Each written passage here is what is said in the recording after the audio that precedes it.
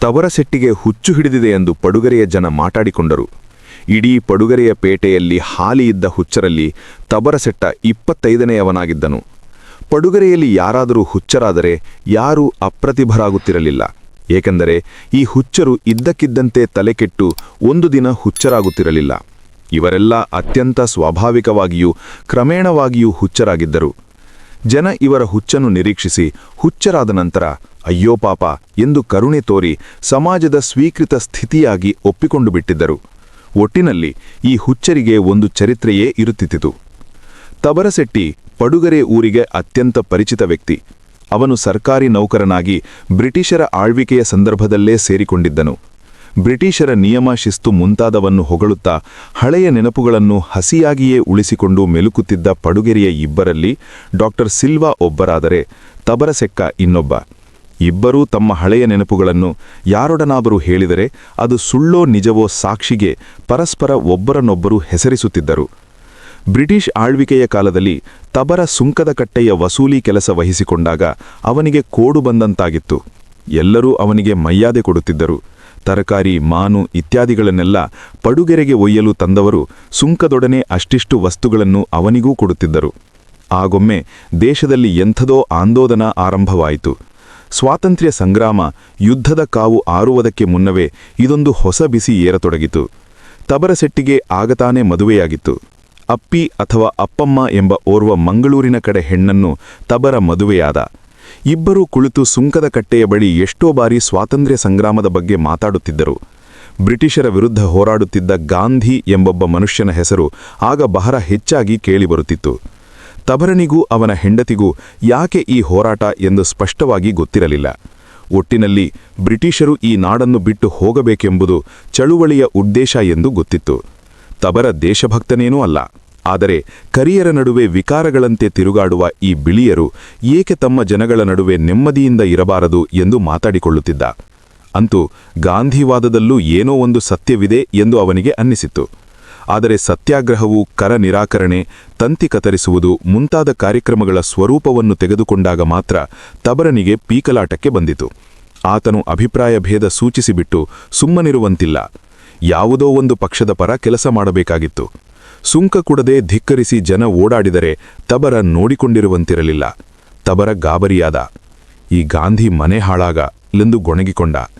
ಏನೇನೋ ಮಾಡಿ ಪಡುಗೆರೆಯ ಸರ್ಕಿಟು ಹೌಸಿನ ಮೇಟಿ ಕೆಲಸ ಗಿಟ್ಟಿಸಿಕೊಂಡು ಸುಂಕದ ಕಟ್ಟೆಯಿಂದಲೇ ಪಾರಾದ. ಬಿಳಿಯ ದೊರೆಗಳು, ಅಧಿಕಾರಿಗಳು ಇವರ ಶುಶ್ರೂಷೆ, ಸೇವೆ ಇತ್ಯಾದಿಗಳನ್ನು ತೀರ ಸನಿಹದಿಂದ ಕೈಗೊಂಡ ತಬರನಿಗೆ ಅವರೂ ಕೂಡ ನೋಡಲು ಬೇರೆ ತರಹ ಇದ್ದರು, ನಮ್ಮಂಥ ಮಾನವರೇ ಎಂದು ಅರಿವಾಯಿತು. ಈ ನಡುವೆ ಸತ್ಯಾಗ್ರಹದ ಬಿಸಿ ಏರತೊಡಗಿತು.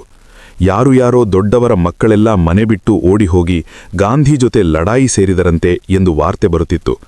ಲಾಠಿ ಚಾರ್ಜು, ಗೋಲಿಬಾರು, ಸತ್ಯಾಗ್ರಹ, ಅಸಹಕಾರ ಚಳುವಳಿ ನಡೆದಿತ್ತು. ತಬರನಿಗ ಯಾವುದೇ ಸ್ಪಷ್ಟ ನಿರ್ಧಾರವೂ ಈ ಬಗ್ಗೆ ಇರಲಿಲ್ಲ.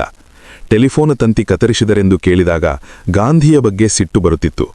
ಗುಂಡಿನಲ್ಲಿ ಹೊಡಿಸಿದರೆಂದು ಕೇಳಿದಾಗ ಬ್ರಿಟಿಷರ ಬಗ್ಗೆ ಕೋಪ ಬರುತ್ತಿತ್ತು. ಸ್ವಾತಂತ್ರ್ಯ ಹೋರಾಟದ ಬಿಸಿ ಇನ್ನೂ ಏರಿ ಹಳ್ಳಿ, ತಾಲೂಕುಗಳವರೆಗೂ ಹೋಯಿತು. ತಬರನಿಗೂ ಬ್ರಿಟಿಷ್ ಅಧಿಕಾರಿಗಳ ಕೈಂಕರ್ಯವನ್ನು ಮನಃಪೂರ್ವಕವಾಗಿ ಮಾಡಲು ಏನೋ ಒಂದು ತರಹದ ಅಳುಕು ಆರಂಭವಾಗತೊಡಗಿತು. ಇದರೊಡನೆ ಬ್ರಿಟಿಷ್ ಅಧಿಕಾರಿಗಳ ಜೊತೆ ಮೊಕ್ಕಾಂ ಮಾಡಲು ಸರ್ಕಿಟು ಬಂಗಲೆಗೆ ಬಂದಾಗ ಆಂಗ್ಲೋ ಇಂಡಿಯನ್ ಬಟ್ಲರುಗಳನ್ನು ಕರೆತರುತ್ತಿದ್ದರು. ಇವರು ತಬರನನ್ನು ತೀರ ತುಚ್ಛವಾಗಿಯೂ ಗುಮಾನಿನಿಂದಲೂ ನೋಡುತ್ತಿದ್ದರು. ತಬರನಿಗೆ ಇದು ಮತ್ತು ಕಿರಿಕಿರಿಯ ವಿಷಯವಾಯಿತು. ಅಪ್ಪಿ ತಬರನ ಬೇಸರ ನೋಡಲಾರದೆ ತಬರನಿಗೆ ತಾಲೂಕು ಕಚೇರಿಗೆ ವರ್ಗ ಮಾಡಿಸಿಕೊಳ್ಳಲು ಸಲಹೆ ಮಾಡಿದಳು. ತಬರ ತಾಲೂಕು ಆಫೀಸಿಗೆ ಜವಾನನಾಗುವ ಹೊತ್ತಿಗೆ ಭಾರತಕ್ಕೆ ಸ್ವಾತಂತ್ರ್ಯ ಲಭ್ಯವಾಯಿತು. ಬಿಳಿಯರ ಕೆಂಪು ಮುಖಗಳು ಒಂದೊಂದಾಗಿ ಕಡಿಮೆಯಾಗತೊಡಗಿದವು. ಭಾರತೀಯ ದೇಶಬಾಂಧವರ ಆಳ್ವಿಕೆ ಆರಂಭವಾಯಿತು.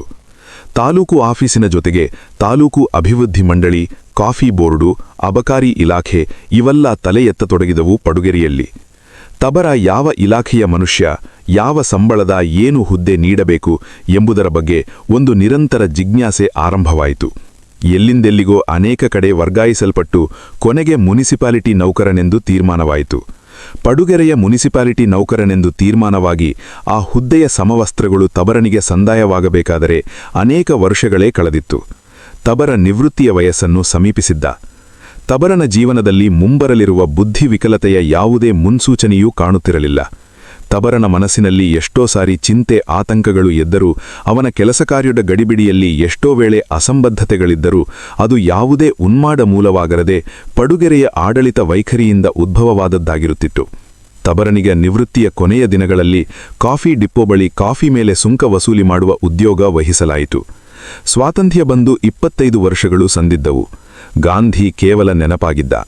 ತಬರ ಸುಂಕದ ವಸೂಲಿಯ ಕೆಲಸಕ್ಕೆ ಹಾಜರಾದ ದಿನವೇ ಕಾಫಿ ಬೀಜದ ಡಿಪೋ ಮ್ಯಾನೇಜರು ಕಾಫಿಯನ್ನು ಇಲ್ಲಿಂದ ಹೊರಕ್ಕೆ ಕಳುಹಿಸುತ್ತಿದ್ದೇವೆ ಎಂದರಾಗಿ ಇದನ್ನು ಎಕ್ಸ್ಪೋರ್ಟ್ ಎಂದು ಪರಿಗಣಿಸಿ ಸುಂಕ ವಿನಾಯಿತಿ ಕೊಡಬೇಕೆಂದು ತಕರಾರು ಹಾಕಿದ. ಸರಿ, ಹಕ್ಕು ಉಂಟೆಂದು ಇತ್ತೆಂದು ಡಿಪೋ ಮ್ಯಾನೇಜರಿಗೂ ಮುನಿಸಿಪಾಲಿಟಿಯವರಿಗೂ ವಿವಾದ ಆರಂಭವಾಯಿತು. ಈ ನಡುವೆ ಊರಿನೊಳಗಿನ ಕಾಫಿ ಪುಡಿ ಮಾರಾಟದ ವ್ಯಾಪಾರಿ ರಾಮಣ್ಣರ್ ತನ್ನ ಕಾಫಿಗೆ ಡಿಪ್ಪೋದಲ್ಲಿ ಹಾಗೂ ಕೊಂಡು ತಂದಾಗ 2 ಕಡೆಯೂ ಸುಂಕ ವಸೂಲಾಗುತ್ತಿದೆ ಎಂದು ತಕರಾರು ಎಟ್ಟಿದ. ಕಾಫಿ ಬೆಳೆಗಾರರು ಸುಂಕ ಕೊಡುವುದಿಲ್ಲ ಎಂದು ವಿರೋಧಿಸಿದರು. ತಬರ ಕಕ್ಕಾಬಿಕ್ಕಿಯಾದ. ಗಾಂಧಿ ಸತ್ತರೂ ಅವನ ಚಳುವಳಿ ನಿರಂತರವಾಗಿ ಮುಂದುವರಿಯುತ್ತಿರುವಂತೆ ಕಂಡಿತು. ತಬರ ಈ ವಾಗ್ವಾದದ ನಡುವೆ 1-2 ಜನಕ್ಕೆ ಸುಂಕದ ರಸೀದಿ ಬರೆದಿದ್ದ. ಆದರೆ ಆ ಬೆಳೆಗಾರರು ಈ ವಿವಾದದಿಂದಾಗಿ ಸುಂಕ ಕೊಡುವುದಿಲ್ಲ ಎಂದು ಹೇಳಿದರು. ಮುನಿಸಿಪಲ್ ಪ್ರೆಸಿಡೆಂಟರು ತಬರನಿಗೆ, ನೀನು ವಸೂಲಿ ಮಾಡಲಾಗದಿದ್ದರೆ ರಸೀದಿ ಏಕೆ ಬರದೆಯೋ, ನೀನೇ ಸಂಬಳದಲ್ಲಿ ಕೊಡು ಎಂದು ಅವನಿಗೆ ಜುಲ್ಮಾನೆ ವಿಧಿಸಿದರು. ತಬರನ ಸಂಬಳದ 60 ರೂಗಳಲ್ಲಿ ಅವನು ಬರೆದ ರಸೀದಿಗಳ ಹಣದ ಮೊತ್ತ 360 ರೂಗಳನ್ನು ತುಂಬಿಸಬೇಕಿತ್ತು. ತನಗೆ ತೊಂದರೆ ಕೊಟ್ಟ ತನ್ನ ಕೈಯನ್ನು ಅವನೇ ಶಪಿಸಿದನು. ತಬರನ ಹೆಂಡತಿ ಅಪ್ಪಿ ತಬರನ ನಿವೃತ್ತಿ ಸಮಯದ ವೇಳೆಗೆ ದಿನದಿಂದ ದಿನಕ್ಕೆ ಸೊರಗಿ ಹೋಗಿದ್ದಳು. ತಬರ ಪಾಪ ಮಕ್ಕಳಾಗಲಿಲ್ಲ ಅಂತ ಕೊರಗು ಹತ್ತಿಸಿಕೊಂಡಿದ್ದಾಳೆ, ಅವಳದೇನು ತಪ್ಪು, ಮುಖ್ಯ ದೇವರು ಕೊಡಲಿಲ್ಲ, ಅದಕ್ಕಿಂತ ಮುಖ್ಯ ನನಗೆ ಮಕ್ಕಳು ಮಾಡೋದಕ್ಕೆ ದೇವರು ಪುರುಸೊತ್ತು ಕೊಡಲಿಲ್ಲ ಎಂದು ನೆರೆಹೊರೆಯವರೊಡನೆ ಹೇಳಿಕೊಂಡಿದ್ದನು. ಯಾರೋ ತಬರನ ತಲೆಯೊಳಗೆ ಇನ್ನೊಂದು ಗುಮಾನಿ ಹಾಕಿದರು. ಅಪ್ಪಿಗೆ ಯಾರೋ ಆಗದವರು ಮದ್ದು ಹಾಕಿರಬಹುದೆಂದು. ತಬರ ಅವಳಿಗೆ ನಾನಾ ವಿಧದ ಪರೀಕ್ಷೆಗಳನ್ನು ಮಾಡಿದ. ಮೂತ್ರದಲ್ಲಿ ಹುಣಸೆ ಬೀಜ ನೆನೆಸಿ, ಕೈಗೆ ನುಗ್ಗೆ ರಸ ಒರೆಸಿ ಎಲ್ಲ ಮಾಡಿ ನೋಡಿದ. ಅವನಿಗೇನೂ ಗೊತ್ತಾಗಲಿಲ್ಲ. ಕೊನೆಗೆ ತನ್ನ ಬಳಿ ಇದ್ದಬಿದ್ದ ಹಣವನ್ನೆಲ್ಲ ಮದ್ದು ತೆಗೆಯುವ ಜುಬೇದಾ ಬೀಬಿಗೆ ಕೊಟ್ಟು ಅಪ್ಪಿಗೆ ಔಷಧಿ ಮಾಡಿದ. ಜುಬೇದಾ ಬೀಬಿ ವಾಂತಿಗೂ ಭೇದಿಗೂ ಕೊಟ್ಟು ವಾಂತಿಯೊಳಗಿನ ಎಂಥದನ್ನೋ ಬೆದಕಿ ಇದೇ ಮದ್ದು ಎಂದು ತೋರಿದಳು. ಏನೇನೋ ಚೂರ್ಣಗಳನ್ನು ಕೊಟ್ಟು, ಇದನ್ನು ನಿನ್ನ ಹೆಂಡತಿಗೆ ತಿನ್ನಿಸು, ನಿನ್ನ ಹೆಂಡತಿ ಮುಖ ಇನ್ನು 4 ದಿನಕ್ಕೆ ಹೇಗೆ ರಂಗೇರುತ್ತದೆ ನೋಡು ಎಂದು ಹೇಳಿದಳು. ಅಪ್ಪಿಯ ಮುಖ ನಾಚಿಕೆಯಿಂದ ಹಾಗೆ ಹೇಳಿದಾಗಷ್ಟೇ ರಂಗೇರಿತ್ತು. ಚೂರ್ಣ ಮುಗಿದರೂ ಅಪ್ಪಿಗೆ ಯಾವುದೇ ಸುಖ ಕಾಣಲಿಲ್ಲ. ತಬರ ಅಪ್ಪಿಯ ರೋಗಪತ್ತೆಗೆ ಪ್ರಯೋಗಗಳನ್ನು ಮಾಡುತ್ತಿದ್ದಾಗ ಅವಳ ಮೂತ್ರಕ್ಕೆ ಇರುವೆ ಮುತ್ತಿರುತ್ತಿದ್ದುದನ್ನು ಗಮನಿಸಿದ್ದ. ಏನೋ ಮೂತ್ರದೋಷವಿರಬೇಕು ಎಂದು ಅವನ ಊಹೆ. ತಬರನಿಗೆ ಅಪ್ಪಿಯನ್ನು ತಾನು ಇಷ್ಟೊಂದು ಪ್ರೀತಿಸುತ್ತೇನೆ ಎಂದು ಆಶ್ಚರ್ಯ. ಅವಳಿಗೆ ಕಾಯಿಲೆ ಬರಲಿಕ್ಕೆ ಮುಂಚೆ ಈ ವಿಷಯ ತಬರನಿಗೆ ಗೊತ್ತೇ ಇರಲಿಲ್ಲ. ತಬರ ಡಾಕ್ಟರ್ ಸಿಲ್ವಾರವರ ಬಳಿಗೆ ಅಪ್ಪಿಯನ್ನು ಕರೆದೊಯ್ದಾಗ ಅವರು ಮೊದಲಿಗೆ ಅವಳಿಗೆ ಡಯಾಬಿಟಿಸ್ ಇರಬಹುದು ಎಂದು ಶಂಕಿಸಿದರು. ಕೆಲವು ಪರೀಕ್ಷೆಗಳ ನಂತರ ಅವರ ಅನುಮಾನ ನಿಜವಾಯಿತು. ಇದೇನಯ್ಯ, ಬರೇ ಶ್ರೀಮಂತರಿಗೆ ಬರುವ ರೋಗ ಇದು, ರಾಜರೋಗ. ನಮ್ಮ ಕಾಲದಲ್ಲಿ 1-2 ಜನ ಪರಂಗಿ ದೊರೆಗಳಿಗೆ ಬಂದಿತ್ತು ನೋಡು. ನಿನ್ನ ಹೆಂಡತಿಗೆ ಯಾಕೆ ಬಂತಿದು? ನಿನಗೂ ಶ್ರೀಮಂತನಾಗೋ ಯೋಗ ಇರಬಹುದೋ ಎಂದು ವಿನೋದ ಮಾಡಿ 4-6 ಮಾತ್ರೆಗಳನ್ನು ಬರೆದುಕೊಟ್ರು. ಇನ್ನೂ ಹೆಚ್ಚಾದ್ರೆ ಇಂಜೆಕ್ಷನ್ ತೆಗೆದುಕೊಳ್ಬೇಕಾಗ್ತದೆ ಅಂತ ಹೇಳಿದ್ರು. ತಬರ ಹೆಂಡತಿಗೆ, ನೋಡೆ, ನಿನಗೆ ರಾಜರಿಗೆ ರಾಣಿಯರಿಗೆ ಬರುವ ರೋಗ ಬಂದಿದೆಯಂತೆ. ಪರಂಗಿಯವರ ಪಟ್ಟು ಸಿಕ್ಕದಿದ್ರೂ ಅವ್ರಿಗೆ ಬರೋ ಕಾಯಿಲೆನಾದ್ರೂ ಬಂತಲ್ಲ, ಅದೇ ಸಂತೋಷ ಎಂದು ಹೇಳಿದ. ಸಿಲ್ವರವರು ತಬರನು ಏನೇನೋ ಪರಂಗಿಯವರ ರೋಗದಿಂದ ಹಿಡಿದು ಅವರು ನಡೆಸಿದ ದರ್ಬಾರಿನವರೆಗೆ ಎಲ್ಲವನ್ನೂ ತುಂಬಾ ಹೊತ್ತು ಮಾತಾಡಿದ್ರು. ಅಪ್ಪಿಗೆ ಒಂದೂ ತಿಳಿಯಲಿಲ್ಲ. ತಬರ, ಈ ರೋಗದಿಂದ ಹಣ ಬರೋದಿರಲಿ, ಇರೋ ಹಣವೂ ಹೋಗಿ ಭಿಕ್ಷೆ ಬೇಡುವ ಗತಿ ಬಂದಿತ್ತಲ್ಲ ಎಂದು ಆಶ್ಚರ್ಯದಿಂದ ಯೋಚಿಸಿದ. ಪಡುಗೆರೆಯ ಮುನ್ಸಿಪಾಲ್ಟಿಯ ಕಾಲಾವಧಿ ಮುಗಿದು ಮುನ್ಸಿಪಾಲ್ಟಿ ಮಂಡಳಿ ವಿಸರ್ಜನೆಯಾಗಿತ್ತು. ಮತ್ತೆ ಹೊಸ ಚುನಾವಣೆಗಳು ನಡೆಯಬೇಕಿತ್ತು. ಮುನ್ಸಿಪಾಲ್ಟಿಯ ಉಸ್ತುವಾರಿಯನ್ನು ತಹಸೀಲ್ದಾರರಿಗೆ ವಹಿಸಿದ್ರು. ತಬರನಿಗೆ ಅವನು 2-3 ರಶೀತಿಗಳ ಹಣ ಪಾವತಿ ಮಾಡಿಲ್ಲವೆಂದು, ಈ ಕೂಡಲೇ ಕಟ್ಟತಕ್ಕದ್ದೆಂದು, ಇಲ್ಲದಿದ್ದರೆ ಸಂಬಳ ತಡೆಹಿಡಿಯಲಾಗುತ್ತದೆಂದು ತಾಲೂಕು ಕಚೇರಿಯಿಂದ ನೋಟಿಸ್ ಬಂದಿತು. ತಬರ ತಹಸೀಲ್ದಾರರಲ್ಲಿ ಹೋಗಿ ನಡೆದುದನ್ನೆಲ್ಲ ಹೇಳಿಕೊಂಡ. ತಹಸೀಲ್ದಾರರು ತಬರನ ಅಹವಾಲನ್ನೆಲ್ಲ ಕೇಳಿ ಆ ಹಣವನ್ನು ತಬರ ವಸೂಲು ಮಾಡಬೇಕಾದ ಹಣವೆಂದು ಸ್ಪಷ್ಟನೆ ಬರೆಯುತ್ತೇನೆಂದು, ಈಗ ತಬರ ದುರುಪಯೋಗಪಡಿಸಿಕೊಂಡಿರುವ ಹಣವೆಂದು ನಮೂದಿಸಿದೆ ಎಂದು ಹೇಳಿದರು. ಒಟ್ನಲ್ಲಿ ತಬರ 360 ರೂಪಾಯಿಗಳನ್ನು ಕೈಯಿಂದ ಕಟ್ಟಬೇಕೆಂದು ಮಾತ್ರ ಖಾತ್ರಿಯಾಯಿತು. ತಬರ ಜೀವಮಾನದಲ್ಲಿ ಮೊದಲ ಬಾರಿ ವಿಪರೀತ ಅವಮಾನದಿಂದ ಬೇಸರಗೊಂಡನು. ತಾನು ಆ ರೀತಿ ಮನುಷ್ಯನಲ್ಲವೆಂದು, ಬ್ರಿಟಿಷರ ಆಳ್ವಿಕೆಯಲ್ಲಿ ಕೆಲಸ ಮಾಡಿದವನೆಂದು, ಯಾವ ಸಾಹೇಬರ ಕೈ ಕೆಳಗೆಲ್ಲ ಕೆಲಸ ಮಾಡಿದನೆಂಬ ಪಟ್ಟಿ ಕೊಟ್ಟ. ಆಗಿನ ಕಾಲದಲ್ಲಿ ಹೀಗೆಲ್ಲ ಚಾಕಿರಿ ಜನಗಳ ಮೇಲೆ ಒಂದೇ ಒಂದು ಸುಳ್ಳು ಅಪವಾದ ಹೊರಿಸ್ತಿರ್ಲಿಲ್ಲ ಎಂದು ಆಗಿನ ಆಫೀಸರುಗಳ ಜಬರುದಸ್ತು, ನೀಯತ್ತು, ಶಿಸ್ತುಗಳನ್ನು ಹೊಗಳಿದ. ಬೇಕಾದ್ರೆ ಡಾಕ್ಟ್ರು ಸಿಲ್ವರ್ ಅವರನ್ನ ಕೇಳಿ ಈ ಮುದುಕ ಹೇಳೋದು ಸುಳ್ಳೋ ನಿಜನೋ ಎಂದ. ತಹಸೀಲ್ದಾರರಿಗೆ ಈ ಮುದುಕನ ಹಳೆ ಕಥೆಗಳು ಬೇಕಾಗಿರಲಿಲ್ಲ. ಅರ್ಜಿ ಕಾಲಮುಗಳು, ರುಜುಗಳು, ತಕರಾರುಗಳು, ನೋಟೀಸುಗಳು ಇವೆಲ್ಲ ತಹಸೀಲ್ದಾರನ ಅಂಗಾಂಗಗಳನ್ನು, ಗ್ರಹಣಶಕ್ತಿಯನ್ನು ವ್ಯಾಪಿಸಿಬಿಟ್ಟಿದ್ದವು. ಯಾವ ಅರ್ಜಿಯ ಕಾಲಮಿಗೂ ತುಂಬಿಸಲಾರದ ಈ ಮುದುಕನ ನೆನಪು ಯಾರಿಗ್ ಬೇಕಿತ್ತು? ಬ್ರಿಟಿಷ್ ಆಳ್ವಿಕೆಯನ್ನು ಹೊಗಳಿಯೇ ತಬರ ತನಗರಿಯದಂತೆ ಸದ್ಯದ ಆಳ್ವಿಕೆಯನ್ನು ಜರೆದಿದ್ದ. ತಹಸೀಲ್ದಾರ್ ಏನ್ ಮಾಡಿದರೋ ಏನೋ, ಒಟ್ನಲ್ಲಿ ತಬರನ ತಿಂಗಳ ಸಂಬಳ ಹಿಡಿದುಕೊಂಡ್ರು. ತಬರನ ಬಳಿ ಹಣವಿಲ್ಲ. ಹೆಂಡತಿಗೆ ಔಷಧಿ ಕೊಡಿಸಲು ಹಣವಿರಲಿಲ್ಲ. ಎಲ್ಲೋ ಕಾಡಿಬೇಡಿ ಕೊಂಚ ಹಣ ಮಾಡಿ ಹೆಂಡತಿಗೆ ರಾಗಿ ಗಂಜಿಗೆ ಏರ್ಪಾಡು ಮಾಡಿದನು. ಪೆನ್ಷನ್ ಕೊಡ್ತಾರೋ ಕೇಳಿ ನೋಡು ಎಂದು ಯಾರೋ ಹೇಳಿದ್ರು. ತಬರ ತಹಸೀಲ್ದಾರರ ಬಳಿಗೆ ಮತ್ತೆ ಓಡಿದ. ತಹಸೀಲ್ದಾರ್, ಅರ್ಜಿ ಕೊಡು, ಮೇಲಕ್ಕೆ ಬರಿತೀನಿ ಎಂದು ಹೇಳಿ ಮರು ಮಾತಾಡದೆ ಅರ್ಜಿಗಳೊಳಗೆ ಹುದುಕಿ ಕುಳಿತರು. ಮುನ್ಸಿಪಾಲ್ಟಿಯ ಚುನಾವಣೆ ಹತ್ತಿರವಾಗ್ತಿದ್ದಂತೆ ಅಭ್ಯರ್ಥಿಗಳು ಓಡಾಡತೊಡಗಿದರು. ಒಬ್ಬ ಬಂಟಪ್ಪನೆಂಬ ಅಭ್ಯರ್ಥಿ, ಯಾಕೆ ನಿನ್ಗೆ ಪೆನ್ಷನ್ ಇಲ್ಲ, ಬಾ ನೋಡೋಣ, ಸರ್ಕಾರದ ಮೇಲೆ ಕೇಸ್ ಮಾಡಿಬಿಡೋಣ ಎಂದ. ಆತನಿಗಂತೂ ಸಮಾಜ ಸೇವೆ ಮಾಡಲು ತಬರ ಅವಕಾಶ ಒದಗಿಸಿದ್ದ. ಬಂಟಪ್ಪನೊಡನೆ ತಹಸೀಲ್ದಾರರ ಬಳಿಗೆ ತಬರ ಹೋದಾಗ ತಹಸೀಲ್ದಾರ್ ಹೇಳಿದ್ರು, ತಬರ, ಪ್ರಾವಿಡೆಂಟ್ ಫಂಡು ಮಿಗೆ ಸೇರಿದವನೋ ಪೆನ್ಷನ್ ಸ್ತ್ರೀಮಿಗೆ ಸೇರಿದವನೋ ಸ್ಪಷ್ಟವಾಗಿಲ್ಲ, ಆದ್ದರಿಂದ ಮೇಲಕ್ಕೆ ವ್ಯವಹರಿಸುತ್ತಿದ್ದೇನೆ ಎಂದರು. ತಬರನಿಗೆ ಬಂಟಪ್ಪ ಎಲ್ಲ ಲೆಕ್ಕ ಹಾಕಿ ಪ್ರಾವಿಡೆಂಟ್ ಫಂಡ್ ಸ್ಟ್ರೀಮಿಗೆ ಸೇರಿದವನಾದರೆ ಸುಮಾರು 6-7 ಸಾವಿರ ಬರುತ್ತದೆ ಎಂದು ಹೇಳಿದ. ಬಂಟಪ್ಪನ ಮಾತಿನಿಂದ ತಬರನಿಗೆ ಖುಷಿಯಾಯಿತು. ತನ್ನ ಹೆಂಡತಿಗೆ ಬಂದಿರುವುದು ರಾಜರೋಗವೇ ಇರಬಹುದು, ಏಕೆಂದರೆ ಹಣ ಬರುವ ಯೋಗ ಕಾಣುತ್ತಿದೆ ಎಂದುಕೊಂಡ. ಬೇಗ ಹಣ ಬಂದ್ರೆ ಒಳ್ಳೆ ಔಷಧಿ ಕೊಡಿಸಿ ಹೆಂಡತಿಯ ಕಾಯಿಲೆಯನ್ನಾದರೂ ವಾಸಿ ಮಾಡಬಹುದೆಂಬ ಆಸೆ ಮಿಲುಗತೊಡಗಿತು. ತಬರ ಪಿಂಚಣಿ ಹಣ ಬರುವುದೆಂದು ಯಾರ್ಯಾರ ಬಳಿಯೋ ಪುಡಿಸಾಲ ಮಾಡಿಕೊಂಡ. ದಿನಾ ತಹಸೀಲ್ದಾರರ ಆಫೀಸು ಕಾಯತೊಡಗಿದ. ಹೆಂಡತಿಯ ಸ್ಥಿತಿ ನಿಧಾನವಾಗಿ ಹದಗಡಿತಾ ಹೋಯಿತು. ತಬರ ಮೊದಲಲ್ಲಿ ಮೂತ್ರದಲ್ಲಿ ಸಕ್ಕರೆ ಹೋಗೋದು ತಾನೇ ರೋಗ, ಅಂದ್ರೆ ಮೂತ್ರದಲ್ಲಿ ಏನು ಹೋದ್ರೆ ತಾನೇ ಏನು ಎಂದು ಉಪೇಕ್ಷೆ ಮಾಡಿದ. ಆದರೆ ಹೆಂಡತಿ ಹಾಸಿಗೆಯನ್ನೇ ಹಿಡಿಯುವ ಸ್ಥಿತಿಗೆ ಬಂದಳು. ಅಪ್ಪಿ ಏನೋ ಕೆಲಸ ಮಾಡುತ್ತಾ ಎಡವಿ ಹೆಬ್ಬೆರಳು ಗಾಯ ಮಾಡಿಕೊಂಡಿದ್ಲು. ತಬರ ಮನೆಗೆ ಬಂದಾಗ ಯಾವುದೋ ಸೊಪ್ಪನ್ನು ಅರೆದು ಕಟ್ಟಿಕೊಂಡು ಕುಂಟುತ್ತಾ ನಡೆದಾಡ್ತಿದ್ಲು. ಆ ದಿನ ತಬರ ಸಂತೋಷದಿಂದಿದ್ದ. ತಾಲೂಕು ಕಚೇರಿಯ ಗುಮಾಸ್ತನೊಬ್ಬ ಮೇಲಿನ ಕಾಗದಕ್ಕೆ ಉತ್ತರ ಬಂದಿದೆ ಎಂದು ತಬರನಿಗೆ ಸುಮಾರು 17,000 ರೂಪಾಯಿಯ ಪ್ರಾವಿಡೆಂಟ್ ಫಂಡು ಬರಬಹುದು ಎಂದು ಹೇಳಿದ್ದ. ತಹಸೀಲ್ದಾರರು ತಬರನಿಗೆ ಅವನು ಯಾವ ಸರ್ಕಾರದ ಇಲಾಖೆಗಳಲ್ಲೆಲ್ಲ ಕೆಲಸ ಮಾಡಿದ್ದನೋ ಅದಕ್ಕೆ ಸರಿಯಾದ ದಾಖಲೆಗಳನ್ನು ತೆಗೆದುಕೊಂಡು ಬಾ ಎಂದು ಹೇಳಿದ್ರು. ಆ ಕೆಲಸದ ಭೀಕರತೆಯನ್ನು ಅರಿಯದೆ ತಬರ 17,000 ರೂಪಾಯಿಗಳನ್ನು ನೆನೆಸಿಕೊಂಡು ಹಿಗ್ಗಿದ್ದ. ಹೆಂಡತಿಗೆ ಇದೆಲ್ಲವನ್ನು ಸವಿಸ್ತಾರವಾಗಿ ಹೇಳಿದ. ಸಿಲ್ವಾ ಡಾಕ್ಟರ್ ಹೇಳಿದ್ದಾರೆ, ಅದೆಂಥದ್ದೋ ಇಂಜೆಕ್ಷನ್ ಕೊಟ್ರೆ ನಿನ್ನ ಕಾಯಿಲೆ 1 ಕ್ಷಣದಲ್ಲಿ ವಾಸಿಯಾಗದಂತೆ, ನೋಡ ನಿನ್ನ ನಸೀಬ್ನಲ್ಲಿ ಏನಿದೆಯೋ ಎಂದು ಹೆಂಡತಿಯನ್ನು 17,000ವನ್ನು ನೆನೆಸಿಕೊಂಡು ಹಿಗ್ಗಿದ. ಸ್ವಾಮಿ, ಒಂದು ಸರ್ಟಿಫಿಕೇಟ್ ಮಾಡಿಕೊಡಿ, ನನ್ನ ಹಣ ಸರ್ಕಾರದಲ್ಲಿದೆ, ಅನ್ನ ಇಲ್ಲ, ಹೆಂಡತಿಗೆ ಕಾಯಿಲೆ ಎಂದು ತನ್ನ ಕ್ಲೇಶಗಳನ್ನೆಲ್ಲ ಹೇಳಿಕೊಂಡು ತಾನು ಹಿಂದೆ ಮಣ್ಣು ಹೊತ್ತ ಇಲಾಖೆಗಳನ್ನೆಲ್ಲ ಸುತ್ತತೊಡಗಿದ. ಒಂದೊಂದೇ ಸರ್ಟಿಫಿಕೇಟಿನೊಂದಿಗೆ ತಬರನ ಫೈಲು ಬಿಲ್ಡಪ್ ಆಗತೊಡಗಿತು. ಹೋದೆಲ್ಲೆಲ್ಲ ತನ್ನ ಗತಕಾಲದ ನೆನಪನ್ನೂ ದೊರೆಗಳ ಆಡಳಿತದ ನೀತಿಯನ್ನು ಹೊಗಳತೊಡಗಿದ. ಪ್ರತಿಯೊಬ್ಬರೂ ಅವನ ಮಾತನ್ನು ಅತ್ಯಂತ ಸಹಾನುಭೂತಿಯಿಂದ ಲಾಲಿಸ್ತಿದ್ರು. ಎಲ್ಲರೂ ಹೇಗಿತ್ತು ಆ ಕಾಲದಲ್ಲಿ ಎಂದು ನಿಟ್ಟುಸಿರು ಬಿಡಿದ್ರು. ಪುರಸಭೆಯ ಚುನಾವಣೆ ಅಭ್ಯರ್ಥಿ ಬಂಟಪ್ಪ ತಬರನ ಹಣ ಬರುವುದು ತಡವಾದರೆ ಅವನ ಚಾರ್ಜನ್ನು ತಾನೇ ಹಾಕಿಕೊಂಡು ಬೆಂಗಳೂರಿಗೆ ಮಂತ್ರಿಗಳ ಬಳಿಗೆ ಕರೆದು ಹೋಗ್ತೇನೆ ಎಂದು ಹೇಳಿದನು. ತಬರನಿಗೆ ತಾನು ಬೆಂಗಳೂರಿಗೆ ಹೋದರೆ ಹೆಂಡತಿಗೆ ಗಂಜಿ ಹಾಕುವವರು ಯಾರು ಎಂಬುದೇ ಒಂದು ಸಮಸ್ಯೆಯಾಗಿತ್ತು. ಏಕೆಂದರೆ ಅಪ್ಪಿಯ ಕಾಲುಬೆರಳಿನ ಗಾಯ ಮಾಯದೆ ಈಗ ಆಕೆ ಎದ್ದು ಓಡಾಡುವಂತೆಯೇ ಇರಲಿಲ್ಲ. ಸರ್ಕಾರಿ ಆಸ್ಪತ್ರೆಗೆ ಆಕೆಯನ್ನು ಒಯ್ದಾಗ ಅವರು ಅವಳ ಕಾಲುಬೆರಳಿಗೆ ಗ್ಯಾಂಗ್ರೀನ್ ಆಗಿದೆ ಎಂದು ಅದನ್ನು ಕತ್ತರಿಸಿ ತೆಗೆಯಬೇಕೆಂದು ಹೇಳಿದರು. ಬೆಚ್ಚಿಬಿದ್ದ ತಬರ, ಇವರ ಮನೆ ಹಾಳಾಗ, ಒಂದು ಬೆರಳಿಗೆ ಗಾಯ ಆದ್ರೆ ಕಾಲನ್ನೇ ಕತ್ತರಿಸ್ತೇನೆನ್ನುತ್ತಾರಲ್ಲ, ತಲೆಗೆ ಏಟಾದ್ರೆ ಕುತ್ತಿಗೆ ಕತ್ತರಿಸಿಬಿಡ್ಲಿ ಎಂದು ಪಂಡಿತರ ಬಳಿ ಇದಕ್ಕೇನಾದರೂ ಔಷಧಿ ಇದೆಯೇ ನೋಡೋಣ ಎಂದು ಅಪ್ಪಿಯನ್ನು ಹಿಂದಕ್ಕೆ ಕರೆತಂದ. ತಬರನ ಫೈಲು ಸಂಪೂರ್ಣವಾಗುವ ಹಂತ ಬಂದಿತ್ತು. ಅವನ ಓಡಾಟವನ್ನು, ಶ್ರದ್ಧೆಯನ್ನು ನೋಡಿ ತಾಲೂಕು ಆಫೀಸಿನ ಜವಾನರು ಮತ್ತು ಇತರ ಗುಮಾಸ್ತರುಗಳು ಈ ಮುದುಕನಿಗೆ ತಲೆ ಕೆಟ್ಟಿದೆ, ಧನಪಿಶಾಚಿ ಮಿಟ್ಟಿಕೊಂಡಿದೆ ಎಂದು ಮಾತನಾಡಿಕೊಂಡ್ರು. ತಬರ ಪಡುಗೆರೆಯ ಲೇವಾದೇವಿ ಸುಬ್ಬಶೆಟ್ಟರ ಬಳಿಗೆ ಒಮ್ಮೆ ಹೋಗಿ, ನನಗೆ ಸರ್ಕಾರದಿಂದ ಹಣ ಬರುವುದಿದೆ, ದಯಮಾಡಿ ಅದರ ಆಧಾರದ ಮೇಲೆ ಕೊಂಚ ಹಣ ಕೊಡಿರಿ ಎಂದು ವಿನಂತಿಸಿಕೊಂಡ. ಅದಕ್ಕೆ ಅವರು, ಅಯ್ಯೋ, ಸರ್ಕಾರದ ಹಣ, ಸ್ಮಶಾನದ ಹೆಣ ಎರಡೂ ಒಂದೇ ಕಣೋ, ನಿನ್ನ ಹೆಂಡತಿ ಇರಲಿ, ನೀನು ಸಾಯೋದಕ್ಕೆ ಮೊದಲು ಬರುತ್ತದೇನೋ ನೋಡ್ಕೋ ಎಂದು ಶಕುನ ಹೇಳದಂತೆ ತಬರನಿಗೆ ಹೇಳಿ ಅವನ ಸಪ್ಪೆ ಮುಖ ನೋಡಲಾರದೆ, ಹೋಗ್ಲಿ ಹಿಡಿ ಮುದುಕ ಎಂದು 4 ರೂಪಾಯಿ ಕೊಡಬಂದರು. ಆ 4 ರೂಪಾಯಿಗಳಿಗೆ ಕೈಯೊಡ್ಡಿ ಸಿಕ್ಕಿದ್ದನ್ನು ಹೊಡೆದುಕೊಳ್ಳೋಣ ಎಂಬ ಲೋಭ ತಬರನಿಗಿರಲಿಲ್ಲ. ದೇವರಾಣ ಸ್ವಾಮಿ, ನಾನು ಬೀಡಿಗೆ ಭಿಕ್ಷೆ ಕೇಳಲು ಬಂದಿಲ್ಲ. 4 ರೂಪಾಯಿ ತಗೊಂಡು ನಾನೇನ್ ಮಾಡ್ಲಿ ಹೇಳಿ? ದೊಡ್ಡ ಮನಸ್ಸಿದ್ರೆ ಕೊಡಿರಿ ಎಂದು ಹಿಂದಿರುಗಿದ.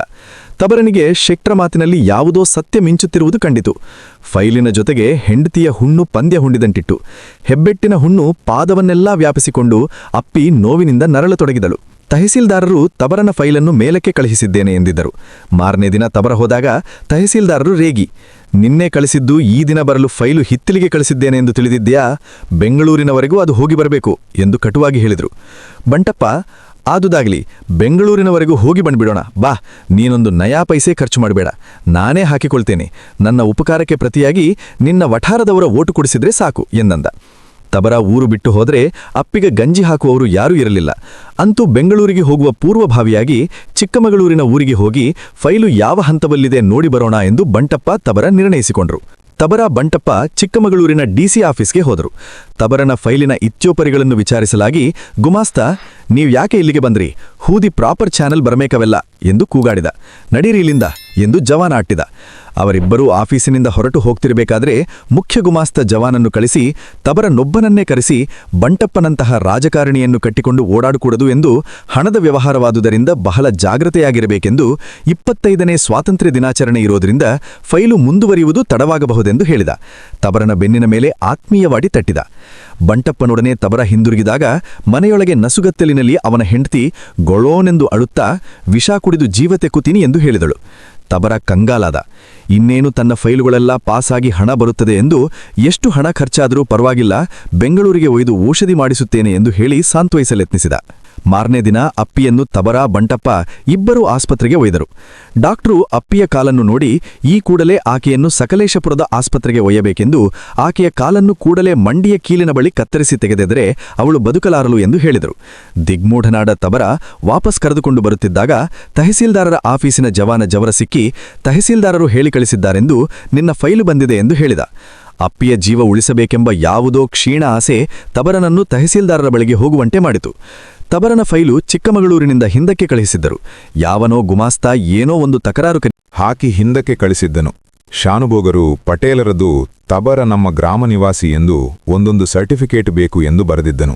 ಮನೆಯಲ್ಲಿ ತಬರನ ಹೆಂಡತಿ, ಉರಿ ತಡೆಯಲಾಗವಲ್ಲ, ಔಷಧಿ ಬೇಡ, ಏನೂ ಬೇಡ, ನಾಕಾಣೆ ಪಾಷಾಣ ತಂದುಕೊಡಿ ಎಂದು ಕೂಗಿಕೊಳ್ಳುತ್ತಿದ್ದಳು. ಅತಿ ಕ್ರೂರ ವ್ಯಂಗ್ಯವೆಂದರೆ ತಬರನ ಬಳಿ ಅಂದು ನಾಕಾಣೆಯೂ ಇರಲಿಲ್ಲ. ತಬರನಿಗೆ, ಛೆ, ದೊರೆಗಳ ಕಾಲದಲ್ಲಿ ಎಷ್ಟೊಂದು ಚೆನ್ನಾಗಿತ್ತು, ನಿತ್ತ ನಿಲುವಿನಲ್ಲಿ ಜಮೀನು ಮಂಜೂರು ಮಾಡಿದ್ದರು, ಎಷ್ಟು ಸಲೀಸು, ಜನ ಖುಷಿಯಾದರೆ ಇನಾಮು ಕೊಡುತ್ತಿದ್ದರು ಎಂದು ಬ್ರಿಟಿಷರ ದಿನಗಳು ನೆನಪಾದವು. ಅಂದಿನ ದಿನಗಳು ನಮ್ಮವರ ಆಡಳಿತಕ್ಕಿಂತ ನಿಜವಾಗಿಯೂ ಸ್ವಚ್ಛವಾಗಿದ್ದಂತೆ ಅನಿಸಿತು. ಕಂತ್ರಿ ಸೂಳೆ ಮಕ್ಕಳು ರಾಜ್ಯ ಆಳ್ತಾರಂತೆ, ಕೊಡೋಕೂ ಗೊತ್ತಿಲ್ಲ, ತಗೊಳೋಕೂ ಗೊತ್ತಿಲ್ಲ, ರೆಕಾರ್ಡ್ ಬೇಕಂತೆ, ಸರ್ಟಿಫಿಕೇಟ್ ಬೇಕಂತೆ ಎಂದು ಸ್ವದೇಶಿ ಆಡಳಿತವನ್ನು ಜರಿದ. ಫೈಲು ಮೇಲಿನಿಂದ ಕೆಳಕ್ಕೂ, ಕೆಳಗಿನಿಂದ ಮೇಲಕ್ಕೂ ಓಡಾಡುತ್ತಿದ್ದವು. ಹೀಗೆ ಅನೇಕ ದಿನಗಳು ಕಳೆದವು. ನಿಧಾನವಾಗಿ ಸೆಟ್ಟರು ಹೇಳಿದ ಮಾತಿನ ಸತ್ಯ ತಬರನಿಗೆ ಹೊಳೆಯತೊಡಗಿತು. ಹೆಂಡತಿಯನ್ನು ಬದುಕಿಸುವ ಆಸೆಯೂ ಹಣ ದೊರೆಯುವ ಆಸೆಯೊಡನೆಯೇ ಕರಗಿಹೋಯಿತು. ಕೆಲವು ದಿನದ ನಂತರ ಬೆಳಿಗ್ಗೆ ತಹಶೀಲ್ದಾರರು ತಬರನಿಗೆ ಹೇಳಿ ಕಳಿಸಿದರು. ತಬರ ಹೋದಾಗ ಅವನ ಮುಖ ಯಾವುದೋ ಅನಂತ ಯಾತನೆಗೆ ಸಿಲುಕಿಕೊಂಡಿತ್ತು. ಕಂಠ ಗದ್ಗದವಾಗಿತ್ತು. ತಬರನನ್ನು ಕಂಡ ಕೂಡಲೇ ತಹಶೀಲ್ದಾರರು ಮುಖ ಬಿಗಿದುಕೊಂಡು ಕೇಳಿದರು, ನಿನ್ನ ಬಗ್ಗೆ ಪೊಲೀಸ್ ರಿಪೋರ್ಟ್ ಕೇಳಿದ್ದಾರೆ. ನೀನು ಆ ನಕ್ಸಲ್ ಬಾರಿ ಕಮ್ಯುನಿಸ್ಟ್ ಬಂಟಪ್ಪನನ್ನು ಕಟ್ಕೊಂಡು ಚಿಕ್ಕಮಗಳೂರು ಡಿಸಿ ಆಫೀಸಿನಲ್ಲಿ ಗಲಾಟೆ ಮಾಡಿದ್ದೀಯಂತೆ ಎಂದು ಬೈಯಾಡಿದರು. ಕೊನೆಗೆ, ನಿನ್ನ ಕಷ್ಟ ನೋಡಿದ್ರೆ ನನಗೂ ಕನಿಕರ ಬರುತ್ತೆ. ದೇವರು ಇಷ್ಟೊಂದು ಕಷ್ಟ ಕೊಟ್ಟರೂ ನಿನಗೆ ಬುದ್ಧಿ ಬಂದಿಲ್ಲ. ಈ ದಿನ ಒಂದು ಫೇವರಬಲ್ ರಿಪೋರ್ಟ್ ಬರೆಯುತ್ತೇನೆ. 25ನೇ ಸ್ವಾತಂತ್ರ್ಯ ದಿನಾಚರಣೆ ಬೆಳ್ಳಿಲಬ್ಬಕ್ಕೆ ಏನಾದರೂ ನಿನ್ನ ಕೊಡುಗೆ ಕೊಡು ಎಂದು ಕೇಳಿದರು. ತಬರನಿಗೆ ಮುಖದಲ್ಲಿ ಮಂದಹಾಸ ಮೂಡಿತು. ನನ್ನ ಫಂಡು ದುಡ್ಡು ಎಲ್ಲ ಬರ್ಕೊಳ್ಳಿ ಸ್ವಾಮಿ ಎಂದು ಹೇಳಿದ. ತಹಸೀಲ್ದಾರನಿಗೆ ತಬರನ ಚರ್ಯೆಯಲ್ಲಿ ಏನೋ ಅಸ್ವಾಭಾವಿಕತೆ ಕಂಡಂತಾಯಿತು. ತಬರನಿಗೆ ಮಾನವರನ್ನು ಪೊಲೀಸು, ಆಫೀಸು, ಶಾನುಭೋಗ, ಪಟೇಲ, ಜವಾನ ಮುಂತಾಗಿ ಪರಿವರ್ತಿಸುತ್ತಾ ಎಂಥೆಂಥದ್ದೋ ಗೀಚಿದ ಫೈಲುಗಳನ್ನು ಅಂತರಾತ್ಮನಂತ ಸಂರಕ್ಷಿಸುತ್ತಾ ಇರುವ ಒಂದು ನಿರ್ದಯ, ಅರ್ಥಹೀನ ವ್ಯೂಹದ ಅರಿವು ನಿಧಾನವಾಗಿ ಆಗತೊಡಗಿತು. ಮಾನವನನ್ನು, ಮಾನವೀಯತೆಯನ್ನು ಕರಕರ ಜಗಿದು ಆಗಿದು ಉಗಿಯುತ್ತಾ ಇರುವ ಒಂದು ಸೈತಾನ ವ್ಯೂಹ ಕಂಡಿತು. ಮನುಷ್ಯನನ್ನು ಕೊಂದು ಒಣಮೀನಿನಂತೆ ಒಣಗಿಸಿ ಫೈಲಿನೊಳಗೆ ಮಡಿಚಿಡುವ ದೆವ್ವವಾದ ತಹಶೀಲ್ದಾರ ಫೈಲು ತೆಗೆದುಕೊಂಡು ಎಂತೆಂಥದ್ದೋ ಸಂಜ್ಞೆಗಳನ್ನು ಮಾಡುತ್ತಿದ್ದನಾತ. ನುಗ್ಗ ನುರಿಯಾದ ಜೀವಾತ್ಮಗಳು ಡೆಸ್ಕಿನಿಂದ ಡೆಸ್ಕಿಗೆ ಬಿಗಿದು ಕಟ್ಟಿದ ಫೈಲಿನೊಳಗೆ ಸಾಗುತ್ತಿದ್ದವು. ಈ ರೌರವ ನರಕದ ಕಾರ್ಖಾನೆಯನ್ನು ನೋಡಿ ತಬರನ ಕಣ್ಣಿನಿಂದ ತಟತಟ ನೀರು ಉರುಳತೊಡಗಿತು. ತನಗಾಗಿ, ತನ್ನ ಹೆಂಡತಿಗಾಗಿ, ತನ್ನಂಥದೇ ಜೀವವಾದ ತಹಶೀಲ್ದಾರನಿಗಾಗಿ, ಜವಾನ ಜವರನಿಗಾಗಿ ದುಃಖ ಉಮ್ಮಳಿಸಿ ಬಂದಿತು. ಜವಾನ ತಬರನ ಕೈ ಹಿಡಿದು ಕರೆದುಕೊಂಡು ಹೋಗಿ ಆಚೆಗೆ ಬಿಟ್ಟ. ಆದರೂ ತಬರನಿಗೆ ಬುದ್ಧಿ ತಿಳಿಯಲು ಬಹಳ ಹೊತ್ತು ಹಿಡಿದಿರಬೇಕು. ಜವಾನ ಬಿಟ್ಟಾಗ ಇದ್ದ ಭಂಗಿಯಲ್ಲೇ ಬಹಳ ಹೊತ್ತು ಇದ್ದ. ತಬರ ಹೇಗೋ ಹೆಂಡತಿಯನ್ನು ಸಕಲೇಶ್ವರದ ಆಸ್ಪತ್ರೆಗೆ ಒಯ್ದಾಗ ಅಲ್ಲಿ ತಬರನಿಗೆ ಹಳೆಯ ಸರ್ಕಾರಿ ಉದ್ಯೋಗಿ ಎಂದು ಸರ್ಟಿಫಿಕೇಟು ತರಬೇಕೆಂದು, ಮುನಿಸಿಪಾಲಿಟಿ ನೌಕರನು ಸರ್ಕಾರಿ ಉದ್ಯೋಗಿಯೇ ಅಲ್ಲವೇ ಎಂದು ಸ್ಪಷ್ಟನೆಯನ್ನು ತರಬೇಕೆಂದು ಹೇಳಿದರು. ತಬರ ಅವನ ಹೆಂಡತಿಯನ್ನು ಹಿಂದಕ್ಕೆ ಕರೆದುಕೊಂಡು ಬಂದಾಗ ಆಕೆಗೆ ನೋವಿನಿಂದ ಮೂರ್ಛೆ ಬರತೊಡಗಿತ್ತು. ಬಾಯಲ್ಲಿ ನೊರೆ ಬರುತ್ತಿತ್ತು. ತಬರ ಮಾಂಸದಂಗಡಿಗೆ ಹೋಗಿ ಕಟುಕ ಯೂಸುಫನ್ನು ಕೇಳಿದ, ತನ್ನ ಹೆಂಡತಿ ಕಾಲನ್ನು ಮಂಡಿಯ ಕಾಲಿನವರೆಗೆ ಕಡಿದುಕೊಡುತ್ತೀಯಾ ಎಂದು. ಕಡಿದಿಟ್ಟಿದ್ದ 3-4 ಕುರಿ ತಲೆಗಳು ಆಕಾಶದತ್ತ ಒಂದು ಬಗೆಯ ಭಯಂಕರ ಖಾಲಿ ನೋಟ ಬೀರುತ್ತಿದ್ದವು. ಏನೋ ಹೆಣೈ, ಕಾಲ್ ಕಡಿಸಿ ಸಾರು ಮಾಡ್ತೀಯೇನೋ ಎಂದು ಯೂಸುಫ್ ನಕ್ಕ. ಇನ್ನೂ 4-6 ಜನ ಹೆ ಹೆ ಎಂದು ಅವನೊಡನೆ ನಕ್ಕರು. ಹಸಿ ಮಾಂಸ ತಿಂದು ಕೊಬ್ಬಿದ್ದ ನಾಯಿಯೊಂದು ಲಟಲಟ ಎಂದು ನಲ್ಲಿ ಮೂಳೆಯಾಗಿಯುತ್ತಿತ್ತು. ನೇತು ಹಾಕಿದ ಕುರಿಗಳ ಮಾಂಸ ಶರೀರದಿಂದ ಕೆಂಪಗೆ ನೀರಿಳಿಯುತ್ತಿತ್ತು. ಹಲಸಿನ ತೊಳೆಗಳನ್ನು ಬಿಡಿಸಿಟ್ಟುಕೊಂಡು ಒಬ್ಬ ಬಡಕಲು ಹುಡುಗಿ ತನ್ನ ನಿರ್ಬಲ ತೋಳುಗಳನ್ನು ಯಾಂತ್ರಿಕವಾಗಿ ಬೀಸುತ್ತಿದ್ದಳು, ನೊಣೆ ಓಡಿಸಲು. ತಬರನಿಗೆ ಒಂದು ಗುಮಾನಿ ಮೂಡಿತು. ತಾನು ಎಂದೋ ತೀರಿಕೊಂಡು ಪ್ರೇತ ಪ್ರಪಂಚವೊಂದರಲ್ಲಿ ವ್ಯವಹರಿಸುತ್ತಿದ್ದೇನೆ ಎಂದು. ಹೆಂಡತಿ ತೀರಿಕೊಂಡಾಗ ತಬರ ನಗುತ್ತಿದ್ದನಂತೆ. ಪಡುಗೆರೆಯ ಜನ ತಬರನಿಗೂ ಹುಚ್ಚು ಹಿಡಿಯಿತು ಎಂದು ನಿರ್ಧರಿಸಲು ಕಾತರರಾಗಿದ್ದರು. ಏಕೆಂದರೆ ಅನಂತರ ಅವನ ಸಮಸ್ಯೆಗಳು ಬೇರೊಂದು ಪ್ರಪಂಚಕ್ಕೆ ಸೇರಿದವಾಗುತ್ತವೆ ಎಂದು. ಎಲ್ಲೋ ಕೆಲವರಿಗೆ ಮಾತ್ರ ಅವನನ್ನು ಕಂಡಾಗ ನಮ್ಮ ವ್ಯವಸ್ಥೆಯ ಭೀಕರ ವಿರಾಟ್ ರೂಪ ಮಿಂಚುತ್ತಿತ್ತು. ಯಾವುದೋ ಅರಿಯದ ಭೀತಿಯಲ್ಲಿ ಅವರು ನಡುಗುತ್ತಿದ್ದರು. ಸ್ವಾತಂತ್ರ್ಯೋದಯದ ಬೆಳ್ಳಿ ಹಬ್ಬದ ಸಮಯದಲ್ಲಿಯೇ ತಬರನಿಗೆ ಹುಚ್ಚು ಹಿಡಿದಿತ್ತು ಕೇವಲ ಒಂದು ಆಕಸ್ಮಿಕ. ಎಲ್ಲರೂ ಭಾರತದ ಸ್ವಾತಂತ್ರ್ಯವನ್ನು ಹೊಗಳಿ ಭಾಷಣ ಬಿಗಿಯುತ್ತಿದ್ದಾಗ ತಬರ ಬ್ರಿಟಿಷರ ಆಳ್ವಿಕೆ ಹೊಗಳುತ್ತಿದ್ದನಂತೆ. ಎಲ್ಲರೂ ಅವನ ಹುಚ್ಚನ್ನು ನೋಡಿ ನಕ್ಕರು. ತಬರನಿಗೆ ಹುಚ್ಚು ಹಿಡಿದಿತು ಎಂದು ಕೇಳಿದಾಗ ಚಿಂತಾಕ್ರಾಂತರಾದವರು ತಹಶೀಲ್ದಾರರು. ತಬರ ಬರೆದ ಕೊನೆಯ ರಸೀದಿಗಳ ಬಾಕಿ 300 ರೂ ಬರಬೇಕಿತ್ತು. ತಬರನ ರುಜು ತೆಗೆದು ಅವನ ಪ್ರಾವಿಡೆಂಟ್ ಫಂಡ್ನಿಂದ ಮುರಿದುಕೊಳ್ಳೋಣವೆಂದಿದ್ದನಾತ. ನಡತೆಯ ಬಗ್ಗೆ ರಿಪೋರ್ಟ್ ಕಳಿಸುತ್ತಾ, ಅವನು ಚೆನ್ನಾಗಿದ್ದಾನೆ, ಅವನಿಂದ ಬರಬೇಕಾಗಿದ್ದ ಹಣ ಅವನು ತಿಂದು ಹಾಕಿದ್ದಲ್ಲ, ನಮ್ಮ ಆಡಳಿತ ವ್ಯವಸ್ಥೆಯ ವೈಪರೀತ್ಯದಿಂದ ಇದಾದು ಎಂದು ಬರೆದಿದ್ದ. ತಬರನಿಗೆ ಹುಚ್ಚು ಹಿಡಿದಿತು ಎಂದು ಕೇಳಿ ತಹಶೀಲ್ದಾರನಿಗೆ ಹುಚ್ಚು ಹಿಡಿಯುವುದೊಂದು ಬಾಕಿಯಾಗಿತ್ತು. ನಾನು ಶಿವಮೊಗ್ಗಕ್ಕೆ ಬಂದಾಗ ಬೇಸಿಗೆ ರಜಾ ಆರಂಭವಾಗಿ ಹಲವಾರು ವಾರಗಳು ಕಳೆದು ಹೋಗಿದ್ದವು. ಬಹಳ ಮುಂಚೆಯೇ ಮಳೆಗಾಲ ಆರಂಭವಾಗಿ ಹೋಗಿದ್ದುದರಿಂದ ಬೇಸಿಗೆಯ ಬಿಸಿಲು, ನೀಲಿ ಆಕಾಶ, ಶುಭ್ರ ದಿಗಂತಗಳು ಎಲ್ಲಾ ಮಾಯವಾಗಿ ಆಗಸದಾದ್ಯಂತ ಮೋಡಗಳು ತುಂಬಿ ರಸ್ತೆಯಲ್ಲೆಲ್ಲ ಜಿಮಿಗುಡುವ ಕೆಸಲು ಕವಿದು ಮಳೆಯ ಮಸುಗಿನೊಳಗೆ ದೂರದೃಶ್ಯಗಳೆಲ್ಲ ಸರಿದು ನಿಂತಿದ್ದವು. ಬಂದವನೇ ನೇರ ಅಜ್ಜಿಯ ಮನೆಗೆ ಹೋಗಿ ಕೈಕಾಲು ತೊಳೆದು ಊಟ ಮಾಡಿ ಎಲ್ಲರಿಗೂ ಲೋಕಾಭಿರಾಮವಾಗಿ ಮೈಸೂರಿನ ವಾರ್ತೆಯನ್ನು ಅಲ್ಲಲ್ಲಿ ಹೇಳಿ ಊಟದ ಮನೆಗೆ ಹೋಗಿ ಕುಳಿತೆ. ಕಿಟಕಿಗಳೆಲ್ಲ ಬಹಳ ಕೆಳಗಿದ್ದುದರಿಂದ ಗಾಳಿ ಚೆನ್ನಾಗಿ ಬರುತ್ತಿತ್ತು. ನಮ್ಮ ಮಾವ ಕಾಫಿಗೆ ಬಂದರು. ಅತ್ತೆ ಕಾಫಿ ತಂದುಕೊಟ್ಟರು. ಅವರು ಕಾಫಿ ಕುಡಿಯುತ್ತಾ ಅಲ್ಲ ಎಂದು ಏನನ್ನೋ ಹೇಳಲು ಗಂಟಲೆತ್ತಿದರು. ಅಷ್ಟರಲ್ಲಿ ಕಿಟ್ಟಿ, ಪೇಪರ್ ಬಂದ್ ಪೇಪರ್, ಯಾರಿಗ್ ಬೇಕು ಪೇಪರು ಎಂದು ಕೂಗುತ್ತಿದ್ದುದು ಕೇಳಿ ನಾನ್ ತಗೊಂಡ್ಬಾರೋ ಎಂದು ಕೂಗಿದೆ. ಕಿಟ್ಟ ತಗೊಂಡು ಬಂದು ಕೊಟ್ಟವನು ಪಕ್ಕದಲ್ಲೇ ಕುಳಿತು, ಏನಿದೆ ಪೇಪರಲ್ಲಿ ಓದಿ ಹೇಳಿ ಅಣ್ಣ ಎಂದ. ಲೋ, ಅದೆಲ್ಲ ಆಮೇಲಾಗ್ಲಿ, ಹೋಗಿ ಗಾಡ್ಕೋಪೋಗೋ ಎಂದು ಮಾವ ಕಿಟ್ಟಿಯನ್ನು ಹೊರಗೆ ಕಳುಹಿಸಿದರು. ತಕ್ಷಣ ನನಗೆ ನಮ್ಮ ಮಾವ ಏನನ್ನೋ ಹೇಳಬೇಕೆಂದಿರುವರು, ಅದಕ್ಕೆ ಕಿಟ್ಟಿಯನ್ನು ಹೊರಗೆ ಕಳುಹಿಸುತ್ತಿರುವರು ಎಂದೆನಿಸಿತು. ಅಲ್ಲಯ್ಯ, ನಿನಗೇನು ನಿನ್ನ ಸಂಬಂಧದವರೆಲ್ಲ ಬೇಡವಾದರೇನಯ್ಯ ಎಂದು ಕೇಳಿದರು. ಇದೊಂದು ಉತ್ತರಿಸಲಾರದಂಥ ಪ್ರಶ್ನೆ ಎಂದು ನನಗೆ ಗೊತ್ತಿದ್ದಿತು. ಸುಮ್ಮನೆ ಪೇಪರನ್ನು ನೋಡುತ್ತಾ ಕುಳಿತೆ. ಎಡಗಡೆ ಕಾಲಂನಲ್ಲಿ ಒಂದು ವಾರ್ತೆ. ಯಾರನ್ನೋ ಕೊಲೆ ಮುಕದ್ದಮೆಯಲ್ಲಿ ಗುಮಾನಿಯ ಮೇಲೆ ಬಂಧಿಸಿದಾಗ ಅಪರಾಧಿಯ ಹೆಂಡತಿಯ ಮೇಲೆ ಪೊಲೀಸರು ಅತ್ಯಾಚಾರ ಎಸಗಿದ್ದರಂತೆ. ಎಷ್ಟೋ ದಿನಗಳ ನಂತರ ಅಪರಾಧಿ ನಿರಪರಾಧಿ ಎಂದು ರುಜುವಾತಾಗಿ ಬಿಡುಗಡೆ ಮಾಡಿದರಂತೆ. ಆಗ ಆತ ತನ್ನ ಹೆಂಡತಿ ಬಸಿರಾದುದನ್ನು ಕಂಡು ಕೋಪದಿಂದ ಆಕೆಯ ಕೊಲೆಗೆ ಯತ್ನಿಸಿದ್ದನಂತೆ. ಆದರೆ ಆಕೆಯೇ ಅವಮಾನ ತಡೆಯಲಾರದೆ ತಾನಾಗಿಯೇ ಬಾವಿಗೆ ಹಾರಿದಳೆಂದು ಅಪರಾಧಿಯು, ಪೊಲೀಸರು ಆಕೆಗೆ ಏನೂ ಮಾಡಿರಲಿಲ್ಲವೆಂದು, ಈತನೇ ಆಕೆಯನ್ನು ನಿಷ್ಕಾರಣವಾಗಿ ಬಾವಿಗೆ ತಳ್ಳಿಕೊಂದನೆಂದು ಪೊಲೀಸರು ಮತ್ತೆ ಕೋರ್ಟಿನಲ್ಲಿ ಮೊಕದ್ದಮೆ ಹೂಡಿದ್ದರು. ಅಲಯ, ಮೊನ್ನೆ ಸೊಳ್ಳೆಬೈಲು ಬಿಳಿಯಪ್ಪ ಹೆಗ್ಗಡೆಯವರು ಬಂದಿದ್ದರು. ಓಹೋ, ಯಾಕೆ? ಯಾಕೋ ಕೊಂಚ ದುಡ್ಡು ಬೇಕಿತ್ತಂತೆ, ಅದಕ್ಕೆ ಕಾರ್ಯಾರ್ಥ ಬಂದಿದ್ದರು. ಹಾಗೆ ನಿನ್ನ ಬಗ್ಗೆ ಸಹ ಒಂದು ಮಾತು ಹೇಳಿದರು. ನಿನ್ನ ಮೇಲೆ ಭಾರೀ ಕಂಪ್ಲೇಂಟಲ್ಲೋ? ಏನದು? ಏನಂತೆ? ಅಲ್ಲೋ ನೀನು 4 ದಿನಕ್ಕೂ ಆ ಮೂಡಿಗೆರೆ ಕಡೆ ಯಾರದೋ ಮನೆಗೆ ಹೋಗಿ ಬರಿಯಂತೆ. ಏನೆಯ ನಿಂದು ಸಮಾಚಾರ? ಅಲ್ಲೊಬ್ಳು ಹುಡುಗಿ ಬೇರೆ ಇದ್ದಾಳಂತೆ. ಬಂದವನು ನಮ್ಮ ಮನೆ ಕಡೆಗೆ ಸಹ ಬರೋದಿಲ್ಲ. ಇದಕ್ಕೇನು ಉತ್ತರ ಹೇಳ್ತಾನೆ ಕೇಳು ಎಂದರು. ಅವರೇನು ನಿನ್ನ ಒಳ್ಳೇದಕ್ಕೆ ಹೇಳೋದಲ್ಲೇನೋ? ನಿನ್ನ ವಯಸ್ಸಲ್ಲಿ ನಾವು ತಪ್ಪು ಮಾಡಿದ್ದೇವೆ ಕಣಯ್ಯ. ವಯೋಧರ್ಮ ಹಾಳಾದ್ದು ಹಾಗೆ ಮಾಡಿಸುತ್ತೆ. ಏನಾದರೂ ಒಂದು ತೊಂದರೆಗೆ ಸಿಕ್ಕಿ ಹಾಕಿಕೊಳ್ಳದಂತೆ ಹುಷಾರಾಗಿರಬೇಕು ಕಣಯ್ಯ. ಅವರು ಬೇರೆ ನಮ್ಮ ಜಾತಿ ಸಹ ಅಲ್ಲವಂತೆ. ಯಾಕೆ ಬಾಯಿ ಮುಚ್ಕೊಂಡು ಕುಳಿತಿದೀಯಾ ಎಂದೆಲ್ಲ ನಾನಾ ಪ್ರಶ್ನೆಗಳನ್ನು ಹಾಕಿದರು. ಏನೋ ಮಾತನಾಡಬೇಕೆನಿಸಿತು. ಮತ್ತೆ ಹಾಗೆ ಬೇಸರವಾಯಿತು. 108 ಅರ್ಥದಲ್ಲಿ 100 ಜನ ಉಪಯೋಗಿಸಿರುವ ಮಾತಿನಲ್ಲಿ ನನಗೆ ಏನೆನಿಸುತ್ತಿದೆಯೋ ಅದನ್ನು ನಾನು ಹೇಳಲಾರೆ ಎಂದೆನಿಸಿತು. ಮಾತಿನ ಮೇಲೆ ಅಸಹ್ಯವಾಯಿತು. ಇಲ್ಲವೆಂದು ಆದುದನ್ನು ವಿಷದಪಡಿಸುತ್ತಾ ದೈನ್ಯದಿಂದ ಶರಣಾಗುವುದಕ್ಕೆ ಮನಸ್ಸೊಪ್ಪಿಲಿಲ್ಲ. ತಪ್ಪೊಪ್ಪಿಕೊಳ್ಳಲಿಕ್ಕೆ ತಪ್ಪು ಮಾಡಿಯೇ ಇರಲಿಲ್ಲ ನಾನು. ಏನೋ ಒಂದು ರೀತಿಯ ಶೂನ್ಯತೆ.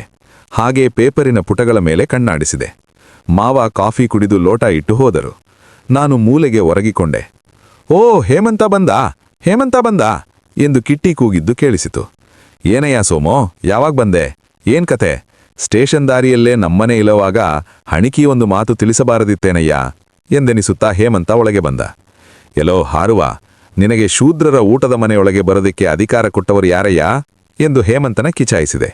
ಹಾಗಂತ ಹೇಳೋದಕ್ಕೆ ಶೂದ್ರನಿಗೆ ಅಧಿಕಾರ ಇಲ್ಲ ಗೊತ್ತಾಯ್ತೋ? ಈ ಶಾಸನ ಮಾಡೋ ಹಕ್ಕು, ಪಾಲಿಸೋ ಹಕ್ಕು ನಮಗೆ ಮಾತ್ರ ಇರೋದು. ಅದಿರಲಯ್ಯ, ನೀನೀಗ ಏನೋ ಹೊರಗೆಲ್ಲಾದರೂ ಬರೆಯೋ ಅಥವಾ ಇಲ್ಲೇ ಗುಮ್ಮನ ಗುಸಕನ ಹಾಗೆ ಕುಳಿತಿದೆಯೋ ಹೇಳೋ. ಎಲ್ಲಿಗೆ ಬರಬೇಕು ಹೇಮ? ನೀನು ಆಚೆಗೆ ಬಾರಯ್ಯ. ಗೋಪಿ ಹೋಟೆಲ್ಗೆ ಹೋಗಿ 1-2 ಇಡ್ಲಿ ಕಾಫಿ ತುರುಕಿದರೆ ಆಮೇಲೆ ಮಾತಾಡೋದಕ್ಕೆ ಉತ್ಸಾಹ ಆವೇಶ ಬರುತ್ತದೆ ಎಂದ. ನಾನು ಕಿಟಕಿಯಿಂದಲೇ ಹೊರಗೊಮ್ಮೆ ಕಣ್ಣು ಹಾಯಿಸಿದೆ. ಬೆಳಕು ಮಂಕಾಗಿತ್ತು. ಗಾಳಿ ಥಂಡಿಯಾಗಿತ್ತು. ಮೋಡ ಕವಿದಿದೆಯಲ್ಲೋ, ಮಳೆಗಿಳೆ ಏನಾದರೂ ಜಾಡಿಸುತ್ತದೋ ಏನೋ ಕಣೋ ಎಂದೆ. ಬಿಸಿ ಕಾಫಿ 1 ಲೋಟ ಒಳಗೆ ಹೋದರೆ ಹೃದಯ ಗರಂ ಆಗುತ್ತದಯ್ಯ. ಏನೂ ಮಹಾ ಇಲ್ಲದ್ದೊಂದು ಸಂಭವಿಸಿ ಬಿಡುತ್ತದಯ್ಯ. ಏನು ಈ ಕ್ಷಣವೋ ಮರುಕ್ಷಣವೋ ಪವಾಡವೊಂದು ಆಗುತ್ತದೆ ಅನ್ನುವಷ್ಟು ಉತ್ಸಾಹ ತೋರಿಸುತ್ತೀರಯ್ಯ ಬುರಾಸುಗಳು. ನೀನ್ ಯಾಕೋ ಬೌದ್ಧರ ತರಹ ಶೂನ್ಯವಾದಿ ಆಗುತ್ತಿರೋ ಹಾಗಿದೆ ಕಳೆದ ಕ್ರಿಸ್ಮಸ್ನಿಂದ. ಅದೇನೋ ವಾದಿಯೋ ಗೊತ್ತಿಲ್ಲ. ಆದರೆ ಜೀವನದ ಬಗ್ಗೆ ಅಷ್ಟೊಂದು ವಿಪರೀತ ಉತ್ಸಾಹ ತೋರಿಸಬೇಡಯ್ಯ. ಜೀವನ ಅಷ್ಟೊಂದಕ್ಕೆ ಬಾಧ್ಯವಲ್ಲ. ಸರಿ, ತೆಗೆದೆಯಲ್ಲ ಒಣವೇದಾಂತ. ನಿನ್ನ ಜೊತೆ ಮಾತಂದರೆ ಒಂದು ನಮೂನೆ ಭಗವಚ್ಚಿಂತನೆಯಾಗಿ ಹೋಗಿದೆಯಲ್ಲಯ್ಯ. ಈ ಹೆಣ್ಣು ಹೊನ್ನು ಮಣ್ಣಿನ ಪ್ರಪಂಚದಲ್ಲಿ ನಿನಗೆ ಮಾತಾಡೋದಕ್ಕೆ ಒಂದು ವಿಷಯನೂ ಇಲ್ಲೇನೋ? ನಿನಗೆ ಆಗಿದ್ದೇನಪ್ಪ ಇಷ್ಟೊಂದು ಬೇಜಾರಾಗೋದಕ್ಕೆ? ನಿಮ್ಮ ಮಾವ ಏನಾದರೂ ಅಂದರೋ? ಮದುವೆ ಮಾಡುತ್ತೇವೆ ಎಂದರೋ ಅಥವಾ ಮಾಡೋದಿಲ್ಲ ಎಂದರೋ? ಏನ್ ಕಂಡಿಯಯ್ಯ ಅಂಥ ದುರಂತ? ಎಲ್ಲರಿಗೂ ಬೇಸರ ಬರಿಸಿ ಹೆದರಿಸುವ ದುರಾತ್ಮ ಆಗಿದ್ದೀಯಲ್ಲ. ನೋಡು ಹೇಮ, ಈ ಜೀವನ ದುರಂತ ಹೌದೋ ಅಲ್ಲೋ ನಿರ್ಧರಿಸ ಹೊರಟಾಗ ಜೀವನಾನುಭವ ಎಲ್ಲ ಕೈಕೊಟ್ಟು ಬಿಡುತ್ತೆ. ಏನನ್ನೂ ನಿರ್ಧರಿಸಕ್ಕೆ ಆಗೋದಿಲ್ಲ. ನಿಜವಾದ ದುರಂತ ಅವತ್ತಿನಿಂದ ಆರಂಭವಾಗುತ್ತದೆ ಕಣೋ. ಸರಿ ಸ್ವಾಮಿ, ತಾವು ವೇದಾಂತ ಚಿಂತನೆಯಲ್ಲಿ ಜಿಜ್ಞಾಸೆಯಲ್ಲಿ ತೊಡಗಿರಿ. ನಾವು ಬರ್ತೀವಿ. ಕೊಂಚ ಕಾಫಿ ಹೊಟ್ಟೆಗೆ ಹಾಕಿಕೊಳ್ಳೋಣ ಎಂದು ಹೇಮಂತ ಎದ್ದ. ನನಗೆ ಒಂದು ಸಾರಿ ಎಲ್ಲರ ಮೇಲೂ ರೌರವ ರೋಷ ಬಂತು. ಎಲ್ಲರೂ ಪಿಟೀಲು ಬಾರಿಸುವ ನೀರೋಗಳಾಗಿ ಕಂಡರು. ನಾನು ಸೋಮಾರಿಯಂತೆ ಮೂಲೆಯಲ್ಲೊರಗಿ ಕುಳಿತವನು ಚೆಂಗನೆ ಎದ್ದು ಅವನ ಕತ್ತು ಹಿಡಿದು, ಬಡ್ಡಿ ಮಗನೇ, ಇಲ್ಲಿ ಕುಳಿತುಕೋ. ಇವತ್ತು ನನ್ನನ್ನು ನೀನು ವೈರಿಯಂತ ತಿಳಿದುಕೊಂಡರೂ ಸರಿ, ನಿನ್ನ ಕಾಫಿಗಿಂತ ಮುಖ್ಯವಾದದ್ದು ನನ್ನ ಯೋಚನೆ. ನಾನು ಹೇಳೋದನ್ನ ಕೇಳಿ ತಿಳಿಕೋ ಎಂದು ಹುಲಿ ಅಮರಿದಂತೆ ಅಮರಿದೆ. ಏನಾಗಿದೆಯಾ ನಿನಗೆ? ಕುಡಿಗಿಡಿದಿದ್ದೀಯೋ? ಇಷ್ಟು ದಿನ ವಾರಪತ್ರಿಕೆಯಲ್ಲಿ ನಡೆಯುತ್ತಿತ್ತು ನಿನ್ನ ಪ್ರವರ. ಈಗ ತಲೆ ಮೇಲೆ ಹೊಡೆದು ಹೇಳೋದಕ್ಕೆ ಆರಂಭಿಸಿದೀಯನಯ್ಯ. ನೋಡು ಹೇಮ, ನಾನು ಹೇಳೋದು ಒಣವೇದಾಂತವಾದರೆ ಒಣವೇದಾಂತ, ಪ್ರವರವಾದರೆ ಪ್ರವರ, ಕೊರತೆಯಾದರೆ ಕೊರತೆ. ಏನಾದರೂ ಕರಿ. ನಿನ್ನಾಣೆ ಬೋಳಿ ಮಗನೇ, ಕುಕ್ಕರ ಬಡಿ ಇಲ್ಲಿ. ಯಾಕೆ ನಿನಗ ತಲೆ ಮೇಲೆ ಹೊಡೆದು ಕೂರಿಸ್ತಿದ್ದೀನಿ ಗೊತ್ತಾ? ಬೆಳೆದು ದೊಡ್ಡಾಗಿ ಸಾಕಲಿ ಅಂತ ಇರೋ ತಂದೆ ತಾಯಿಗಳಿಗೆ, ಮಗಳನ್ನು ಕಟ್ಟಿಕೊಂಡು ಹೆಗಲಿನ ಮೇಲಿನ ಭಾರ ಕಡಿಮೆಯಾಗಲಿ ಅನ್ನೋ ಮಾವಂದಿರಿಗೆ, ಪ್ರೇಮಿಸಿ ಮದುವೆಯಾಗಿ ಸಲಹಲಿ ಅಂತನ್ನೋ ಹುಡುಗಿಯರಿಗೆ ಗೊತ್ತೇ ಆಗದ ಈ ನನಗೆ ಅನಿಸಿರೋದು ನಿನಗೆ ಗೊತ್ತಾಗಬಹುದು ಕಣೋ ಈಡಿಯಟ್. ಈಗ ನಾನು ನಿನ್ನನ್ನು ಕೊಂದೇ ಅನ್ನು. ಯಾಕಯ್ಯ? ಹಾಗಲ್ಲ ಅಂತಿಟ್ಕೋ. ಸದ್ಯಕ್ಕೇನೂ ಕೊಲ್ಲೋದಿಲ್ಲ. ಈ ಕೊಲೆ ಮಾಡಿದ ನನಗೂ ಈ ಕೊಲೆಗೆ ಸಂಬಂಧವಿರದ ಕಿಟ್ಟಿಗೂ ಏನೂ ವ್ಯತ್ಯಾಸವಿಲ್ಲ ಅಂದರೆ ನಿನಗೆ ಎಷ್ಟೊಂದು ಅಸಂಬದ್ಧವಾಗಿ ಕಾಣಬಹುದು. ಆದರೆ ಒಂದು ದಿನ ಇದ್ದಕ್ಕಿದ್ದ ಹಾಗೆ ಈ ಭೂತ ನಿನ್ನ ವಿವೇಚನೆಯೊಳಗೆ ತಲೆ ಹಾಕುತ್ತದೆ. ಮನುಷ್ಯನ ಮಾತು, ಭಾಷೆ, ನ್ಯಾಯ, ಧರ್ಮ ಇದೆಲ್ಲ ಬಹಳ ಮೇಲಿನ ತಿಳಿಕಣಯ್ಯ. ಈ ತಿಳಿಯಿಂದ ಕೊಂಚವೇ ಕೆಳಗಿಳಿತಾ ಬಂದಂತೆಲ್ಲ ನಿನ್ನ ಇತ್ಯರ್ಥ ಶಕ್ತಿ ಉಡುಗಿ ನಡುಗತೊಡಗುತ್ತದೆಯಾ? ಒಂದೊಂದು ಪರಸ್ಪರ ತದ್ವಿರುದ್ಧಗಳ ಮೊಟ್ಟೆ. ಎಲ್ಲ ಹೀಗೂ ಅಲ್ಲ ಹಾಗೂ ಅಲ್ಲ ಅನ್ನೋದು ಅಲ್ಲ. ಸೋಮು ಬಿಡಯ್ಯ, ಯಾಕೆ ಇತ್ಯರ್ಥ ಮಾಡಬೇಕು? ನೀನು ಇತ್ಯರ್ಥ ಮಾಡದಿದ್ದರೆ ಹೊಟ್ಟೆ ಹಸಿಯೋಲ್ವೇ? ಊಟ ಮಾಡೋಲ್ವೇ? ಇದನ್ನೇ ಕಣೋ ಹೇಳಿರೋದು. ಈ ಪ್ರಶ್ನೆ ನಿನಗೆ ನೀನೇ ಕೇಳಿಕೋಬೇಕಾದ್ದು. ಎಲ್ಲವೂ ಭಯಾನಕ ವಿರೋಧಾಭಾಸಗಳಿಂದ, ತದ್ವಿರುದ್ಧಗಳಿಂದ ಕೂಡಿದೆ ಅಂತ. ಈಗ ನೋಡು ಈ ಪತ್ರಿಕೆಯಲ್ಲಿ ವರದಿಯಾಗಿರುವ ಸುದ್ದಿಯನ್ನ. ಈ ಅಪರಾಧಿ ಹೆಂಡತಿನ ಆಕೆಯ ಇಷ್ಟದ ವಿರುದ್ಧ, ಇಚ್ಛೆಯ ವಿರುದ್ಧ, ಇತ್ಯರ್ಥದ ವಿರುದ್ಧ ಅತ್ಯಾಚಾರ ಮಾಡಿದ್ದಾರೆ ಅಂದುಕೋ. ಆದರೂ ಅವಳು ಬಸಿರಾದಳೋ? ಆದ್ದರಿಂದ ಯಾಕೆ ಇತ್ಯರ್ಥ ಮಾಡಬೇಕು, ಏನು ಇತ್ಯರ್ಥ ಮಾಡಿಕೊಂಡರೇನು ಎಂದುಕೊಂಡು ಜೀವ ತನ್ನದೇ ಸ್ವತಂತ್ರ ಜಾಡನಲ್ಲಿ ಸಾಗುತ್ತಿದೆ ಎಂದು ನೀನು ಮೊದಲು ಹೇಳಿದಂತೆ ಎಂದುಕೊಂಡೇ ಎನ್ನು. ಹಾಗೆಂದುಕೊಂಡೇ ಎನ್ನು. ಮೊನ್ನೆ ದಾಸ ಚಿಕ್ಕಪ್ಪನಿಗ ಏನೋ ವಿಪರೀತ ಡಯಾಬಿಟಿಸ್ ಆಗಿ ಕಾಲು ಕೊಳತು ಗ್ಯಾಂಗ್ರೀನ್ ಆಗಿ ಬದುಕಿಸಿ ಎಂದು ಕೂಗುತ್ತಾ ಸತ್ತರಲ್ಲ. ಆಗ ಬದುಕಿಸಿ ಎಂಬುದು ಅವರ ಇಚ್ಛೆ ಅಲ್ಲೇನೋ? ಹಾಗೂ ಸತ್ತರಲ್ಲ. ಈಗೇನಂತಿ? ಅಯ್ಯ, ದುರಂತದ ಪ್ರವಾದಿ, ಏನಾಗಿದೆ ಸೋಮು ನಿನಗೆ? ಅವಳನ್ನೋ ಪ್ರೀತಿಸುತ್ತೇನಿ ಎಂದು ಹೇಳಿದ್ದೀಯಲ್ಲ, ಎಲ್ಲಿ ಹೋದಳು ಅವಳು? ಖುಷಿಯಾಗಿ 4 ದಿನ ಕಳೆಯೋದನ್ನೇ ಕೈಯ ಕಳೆದುಕೊಳ್ಳುವಿ. ಏನೇನೋ ಉದಾಹರಣೆ ತಗೊಂಡು ಯಾಕೆ ಕೊರಗುತ್ತೀಯ? ನೀಗಿನಾಗಿರೋದು ಏನು ಹೇಳು? ನಾನು ಏಕೆ ಇದರ ಬಗ್ಗೆ ಒದರಾಡುತ್ತೇನೆ ಅಂತ ತಾನೇ ನಿನ್ನದು. ನೀನು ಮೊದಲು ಹೇಳಿದಂತೆ ಬರಹಗಾರನಲ್ಲೇನಯ್ಯ. ಅದಕ್ಕೆ ಭಾಷೆ ಮನುಷ್ಯನ ಇತ್ಯರ್ಥ ಶಕ್ತಿಯ ಈಚಿನದ್ದು. ಬಂದೆ, ತಿಂದೆ, ನಡೆದೆ, ಕುಳಿತೆ ಎಲ್ಲ ಒಂದರ ಬಗ್ಗೆ ಮಾನವ ನಿರ್ಧರಿಸುವುದಕ್ಕೆ ಸಾಧ್ಯವಾದ ನಂತರ ಬಂದವು. ಇತ್ಯರ್ಥಕ್ಕಾಗಿ ಹೋರಾಡುವುದೆಂದರೆ ಈಗ ನನ್ನೆದೆಯೊಳಗಿನ ಅಖಾಡದಲ್ಲಿ ಬಿದ್ದಿರುವ ಕುಸ್ತಿ. ನಾನು ವರ್ಸಸ್ ನಾನೇ. ಈ ದುರಂತ ಹೌದೋ ಅಲ್ಲೋ ನಿರ್ಧರಿಸಕ್ಕಾಗದ ದುರಂತದಿಂದ ಪಾರಾಗೋದಿರೋದು ಒಂದೇ ದಾರಿ. ಏನದು? ಬರೆಯೋದು, ಸೃಷ್ಟಿಸೋದು. ಓಹೋ, ಇನ್ನೊಂದು ಮಾರ್ಗವಿದೆ. ಏನದು? ಗೋಪಿ ಹೋಟೆಲ್ಗೆ ಹೋಗಿ ಕಾಫಿ ಕುಡಿಯೋದು. ಹೇಮ, ಇಷ್ಟೊತ್ತನಕ ನಿನ್ನೆದುರು ನಾನು ಬೊಗಳಿದ್ದು ಕೋಣನೆದುರು ಬಾರಿಸಿದ ಕಿನ್ನರಿ ಆಯ್ತಲ್ಲೋ. ಹೇಗಯ್ಯ, ನನ್ನ ಇತ್ಯರ್ಥ ಶಕ್ತಿಯನ್ನು ನಾನು ಉಳಿಸಿಕೊಳ್ಳೋದು ಹೀಗೆ ಅಷ್ಟೇ. ನಿನ್ನ ಮಾತಿನ ಚಾತುರ್ಯ ಇವರೆಗೆ ನಾನು ಹೇಳಿದ್ದನ್ನ ಲೇವಡಿ ಮಾಡುತ್ತಿದೆ. ಏನು ಲೇವಡಿ? ಹೇಗೆ ಹೇಳು? ಹೋಗಯ್ಯ, ನಿನಗೆ ನನ್ನನ್ನು ಅರ್ಥ ಮಾಡಿಕೊಳ್ಳಬೇಕೆಂದು ಕಿಂಚಿತ್ತೂ ಇಷ್ಟವಿಲ್ಲ.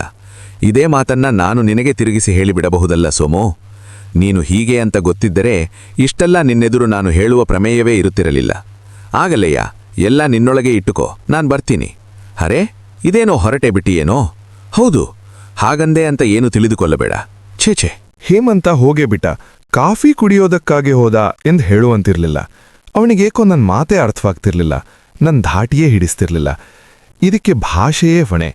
ಭಾಷೆ ಇದ್ದಕ್ಕಿದ್ದಂತೆ ಹೀಗಾಗಲು ಯಾರ್ ಹೊಣೆ? ನನ್ನ ಮಾತನ್ನ ಸಫಲ ಮಾಡೋದು, ಈ ಏನೆಂದರೂ ಯಾವ ರೀತಿಯಲ್ಲಿ ಹೇಳಿಕೊಂಡ್ರೂ ಹೇಗೆ ನಿವೇದಿಸಿಕೊಂಡ್ರೂ ಅರ್ಥವಾಗದ್ದನ್ನ ಕಿಲಿಯೋದು ನನ್ನ ಕೈ ಮೀರಿದ್ದು. ಹೇಳಿದವನ ಕೇಳಿದವನ ಜಂಟಿ ಪ್ರಯತ್ನ ಅನಿಸಿತು.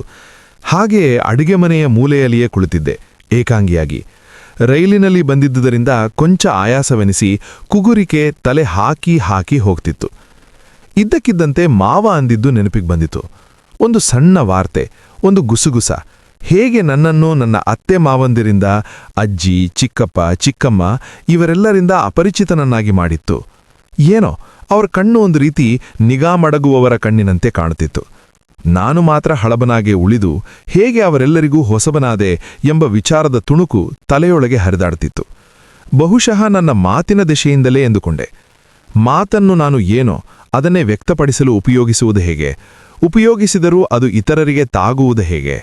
ಬೋಧಿಸತ್ವನ ಕಥೆಯನ್ನು ಕಿಟ್ಟಿಗೆ ಹೇಳಿ ಜೀವನವೇ ನಶ್ವರ, ಭಗವಂತನೇ ಶಾಶ್ವತ ಎಂದೆಲ್ಲ ಬೋಧಿಸಿ ಹರೆಯದ ಚಿಕ್ಕಮ್ಮನ್ನ ಕರ್ಕೊಂಡು ಚಕ್ಕಂದಕ್ಕೆ ಸಾಲುಮರದ ದಾರಿಯಲ್ಲಿ ಏಕಾಂತ ಹುಡುಕಿ ಹೊರಡ್ತಾರಲ್ಲ ಚಿಕ್ಕಪ್ಪ, ಈ ಇಂಥವರೇ 108 ಜನ ಉಪಯೋಗಿಸುವ ಭಾಷೆಯನ್ನು ನಾನು ಉಪಯೋಗಿಸಿ ನನ್ನ ಪರಮಾರ್ಥ ಪುರುಷಾರ್ಥಗಳನ್ನು ತಲುಪಬೇಕೇ? ಛೆ, ಭಾಷೆ, ಸಾಹಿತ್ಯ, ಜೀವನ, ಧರ್ಮ, ನ್ಯಾಯ ಎಲ್ಲ ಎಂಥ ನಿಕಟ ಬಂಧದಲ್ಲಿ ಹೆಣೆದುಕೊಂಡಿದೆ ಎಂದುಕೊಂಡೆ. ಹೊರಗಡೆ ಕಿಟಕಿಯಲ್ಲಿ ಆಳು ಲಿಂಗ ಗಿಡಕ್ಕೆ ಕುಂಡದಲ್ಲಿ ನೀರು ಹುಯ್ಯುತ್ತಿದ್ದುದು ಕಾಣುತ್ತಿತ್ತು. ಇವರೆಲ್ಲರಿಗೂ ಗೊತ್ತಾಗುತ್ತೆ, ಎಂದೂ ಅನುಭವಿಸಿದ ವೇದನೆಯೊಂದು ಇವರಿಗೆ ಸಂಭವಿಸಿದಾಗ ಈ ಅಧಮರೇ ನೀರು ಹೊಯ್ದು ಬೆಳೆಸಿದ ಭಾಷೆ ಹುಸಿಮದ್ದಿನಂತೆ ಪುಸ್ಸನ್ನಿದಲ್ಲ, ಆಗ ಗೊತ್ತಾಗುತ್ತೆ. ಈಗ ಇವರಿಗೆ ಮುಂದೇನಾಗಬಹುದೋ ಅನ್ನೋದು ಗೊತ್ತಾಗೋಲ್ಲ. ಅದು ನನಗೆ ಗೊತ್ತಿದೆ ಅನ್ನೋದು ಗೊತ್ತಾಗೋಲ್ಲ. ಕೆಸಾಂಡ್ರಾಗೆ ಗ್ರೀಕ್ ಪುರಾಣದಲ್ಲಿ ಇತರರಿಗೆ ಮುಂದೇನಾಗುತ್ತೆ ಅನ್ನೋದು ಗೊತ್ತಾಗ್ತಿತ್ತು. ಆದರೆ ಅದು ಇತರರಿಗೆ ಗೊತ್ತಾಗೋಲ್ಲ ಅನ್ನೋದು ಗೊತ್ತಿರಲಿಲ್ಲ. ಆದರೆ ನನ್ನ ಟ್ರಾಜೆಡಿ ಏನೆಂದ್ರೆ, ನಾ ಹೇಳೋದು ಇತರರಿಗೆ ಗೊತ್ತಾಗೋಲ್ಲ ಅನ್ನೋದು ಗೊತ್ತಿರೋದು ಅಲ್ವಾ ಎಂದುಕೊಂಡೆ. ನನ್ನನ್ನು ನಾನೇ ಹೊಗಳಿಕೊಂಡಂತಾಗಿ ಮನಸ್ಸು ಹಗುರವೆನಿಸಿತು. ಸಾಯಂಕಾಲವಾಗುತ್ತಾ ಬಂತು. ಊಟದ ಮನೆಯಲ್ಲಿ ಮಬ್ಬು ಬೆಳಕು, ನೆಲ ತಣ್ಣಗಾಗುತ್ತಿತ್ತು. ಅವ್ವಾ, ಪಾತ್ರೆ ಕೊಡ್ತೀರಾ ಎಂದು ಮುಸುರೆ ತಿಕ್ಕುವ ಹೆಂಗಸು ಹೊರಗಿನಿಂದ ಕೂಗಿದಳು. ನಮ್ಮತ್ತೆ, ಅಲ್ಲೇ ಬಾಗಿಲ್ ಪಕ್ಕ ಇಟ್ಟಿದ್ದೇನೆ ನೋಡು ಪಾತ್ರೆಯನ್ನು ಎಂದು ಹೇಳಿದರು. ಎಂದರೆ ಅವರು ಆಗಿನಿಂದಲೂ ಅಡಿಗೆ ಮನೆಯಲ್ಲಿದ್ದರೆಂದು ತೋರುತ್ತದೆ. ಅಷ್ಟರಲ್ಲಿ ಪುಟ್ಟ ಪುಟ್ಟ ಹೆಜ್ಜೆಯ ಸದ್ದುಗಳು ಅಡಿಗೆ ಮನೆಯೊಳಗೆ ಬಂದವು. ಕೂಡಲೇ, ಏ ಕಿಟ್ಟಿ, ಮುಟ್ಬೇಡ ಅದನ್ನ, ಸುಮ್ಮಿಗಿರು, ಕೈ ತೆಗೆಯಲಿಂದ ಎಂದು ಅತ್ತೆ ಕಿಟ್ಟಿಗೆ ಗದರಿಸಿದ್ದು ಕೇಳಿದಾಗ ಬಂದವನು ಕಿಟ್ಟಿಗೆ ಎಂದು ನಿರ್ಧರಿಸಿದೆ. ಇನ್ನು ಕೊಂಚ ಹೊತ್ತು ಕಳೆಯಿತು. ಹೋಗೋಣಮ್ಮ ಎಂದ ಕಿಟ್ಟಿ. ಅವನ ಕೀಟಲದಿಂದ ಬೇಜಾರುಗೊಂಡ ಅತ್ತೆ, ಕತ್ತೆ ಎಲ್ಲಿಗೋ ಅಂತ ಗದರಿಸಿ ಕೇಳಿದರು. ಕ್ಯೂ, ಹೋಗೋಣಮ್ಮ. ಬೇಡ ಕಿಟ್ಟಿ, ಎಲ್ಲಿಗೆ ಅಂತ ಹೇಳೋ. ಹ್ಞೂ, ಹೋಗೋಣಮ್ಮ. ಇಂತಲ್ಲಿಗೆ ಅಂತ ಹೇಳೋ. ಇಂತಲ್ಲಿಗೆ ಹೋಗೋಣಮ್ಮ. ಅದೇ ಇಂತಲ್ಲಿಗೆ ಅಂತ ಹೇಳೋ. ಅದೇ ಇಂತಲ್ಲಿಗೆ ಹೋಗೋಣಮ್ಮ. ನಿನ್ನಜ್ಜನ್ ತಲೆ ಇಂತಲ್ಲಿಗೆ ಅಂದ್ರೆ ನಡಿಯಾಚೆಗೆ ಎಂದು ಕಿಟ್ಟಿಯನ್ನು ಅವರಮ್ಮ ಅವನ ಹಠ ಉಪದ್ರವ ತಡೆಯಲಾರದೆ ಅಡುಗೆ ಮನೆಯಿಂದ ಆಚೆಗೆ ಓಡಿಸಿದರು. ಕಿಟ್ಟಿಗೆ 6 ವರ್ಷ. ಹಠ, ಉಪದ್ರವ, ತಂಟೆ, ತಕರಾರು ಏನೇನೂ ಮಾಡಿದ್ರೂ ತೃಪ್ತಿಯಿಲ್ಲದ ನಿರಂತರ ಜೀವಶಕ್ತಿ ಆ ವಯಸ್ಸಿನಲ್ಲಿ.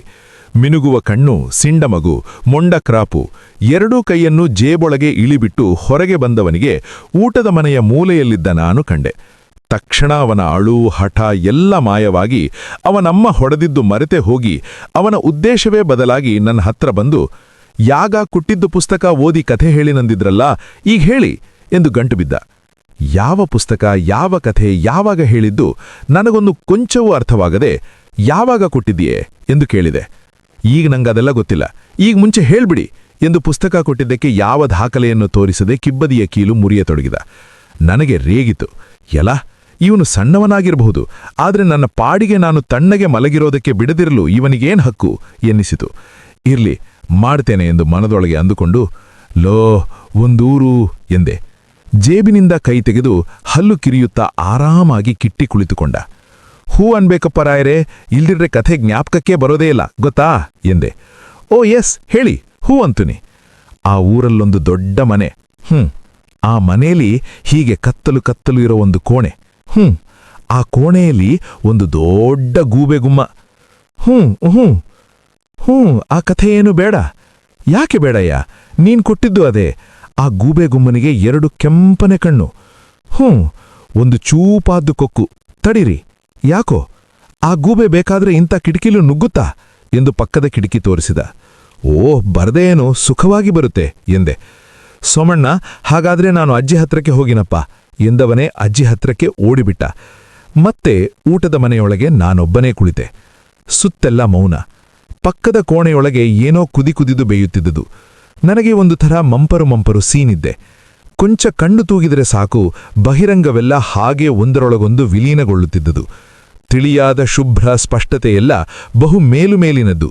ಹೊರಗೆ ಕತ್ತಲು ಕವಿಯುವುದನ್ನು, ಒಲೆಯ ಕುದಿಯುವುದನ್ನು, ಆಳುಕಾಳುಗಳ ಓಟಾಟವನ್ನು ಅರಿಯುತ್ತಲೂ ನಿದ್ದೆ ಮಾಡುತ್ತಲೂ ಇರುವ ಒಂದು ವಿಚಿತ್ರಾವಸ್ಥೆ ನನ್ನದ್ದು. ಇದ್ದಕ್ಕಿದ್ದಂತೆ ಈ ನನ್ನ ನಿರ್ವಿಕಲ್ಪ ಸಮಾಧಿಗೆ ತಡೆ ಒದಗಿತು. ಏನೋ ಗಲಭೆ.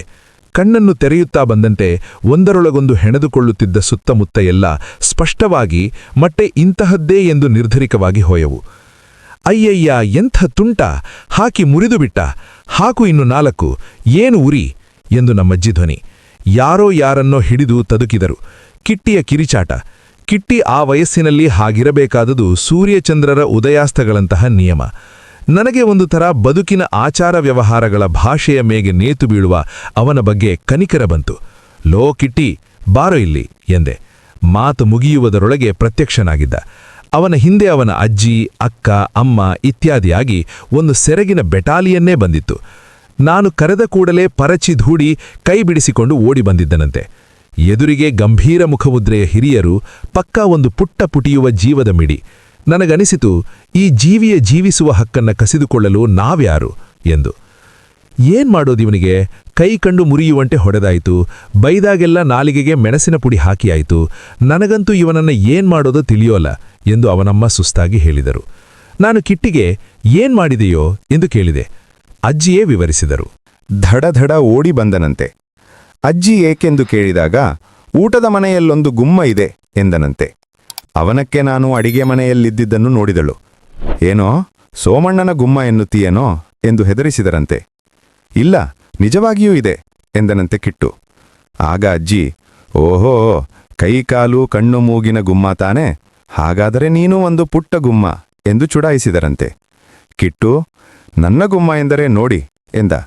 ಆದರೂ ಅಜ್ಜಿ ಪುನಃ ಪುನಃ ಹೇಳಿದ್ದಕ್ಕೆ ಕಿಟ್ಟಿ ನೆಗೆದು ಅವರ ಬಾಕು ಬಂದಿದ್ದ ಎಡಗೈಯನ್ನು ಹಿಡಿದು ತಿರುವಿದ.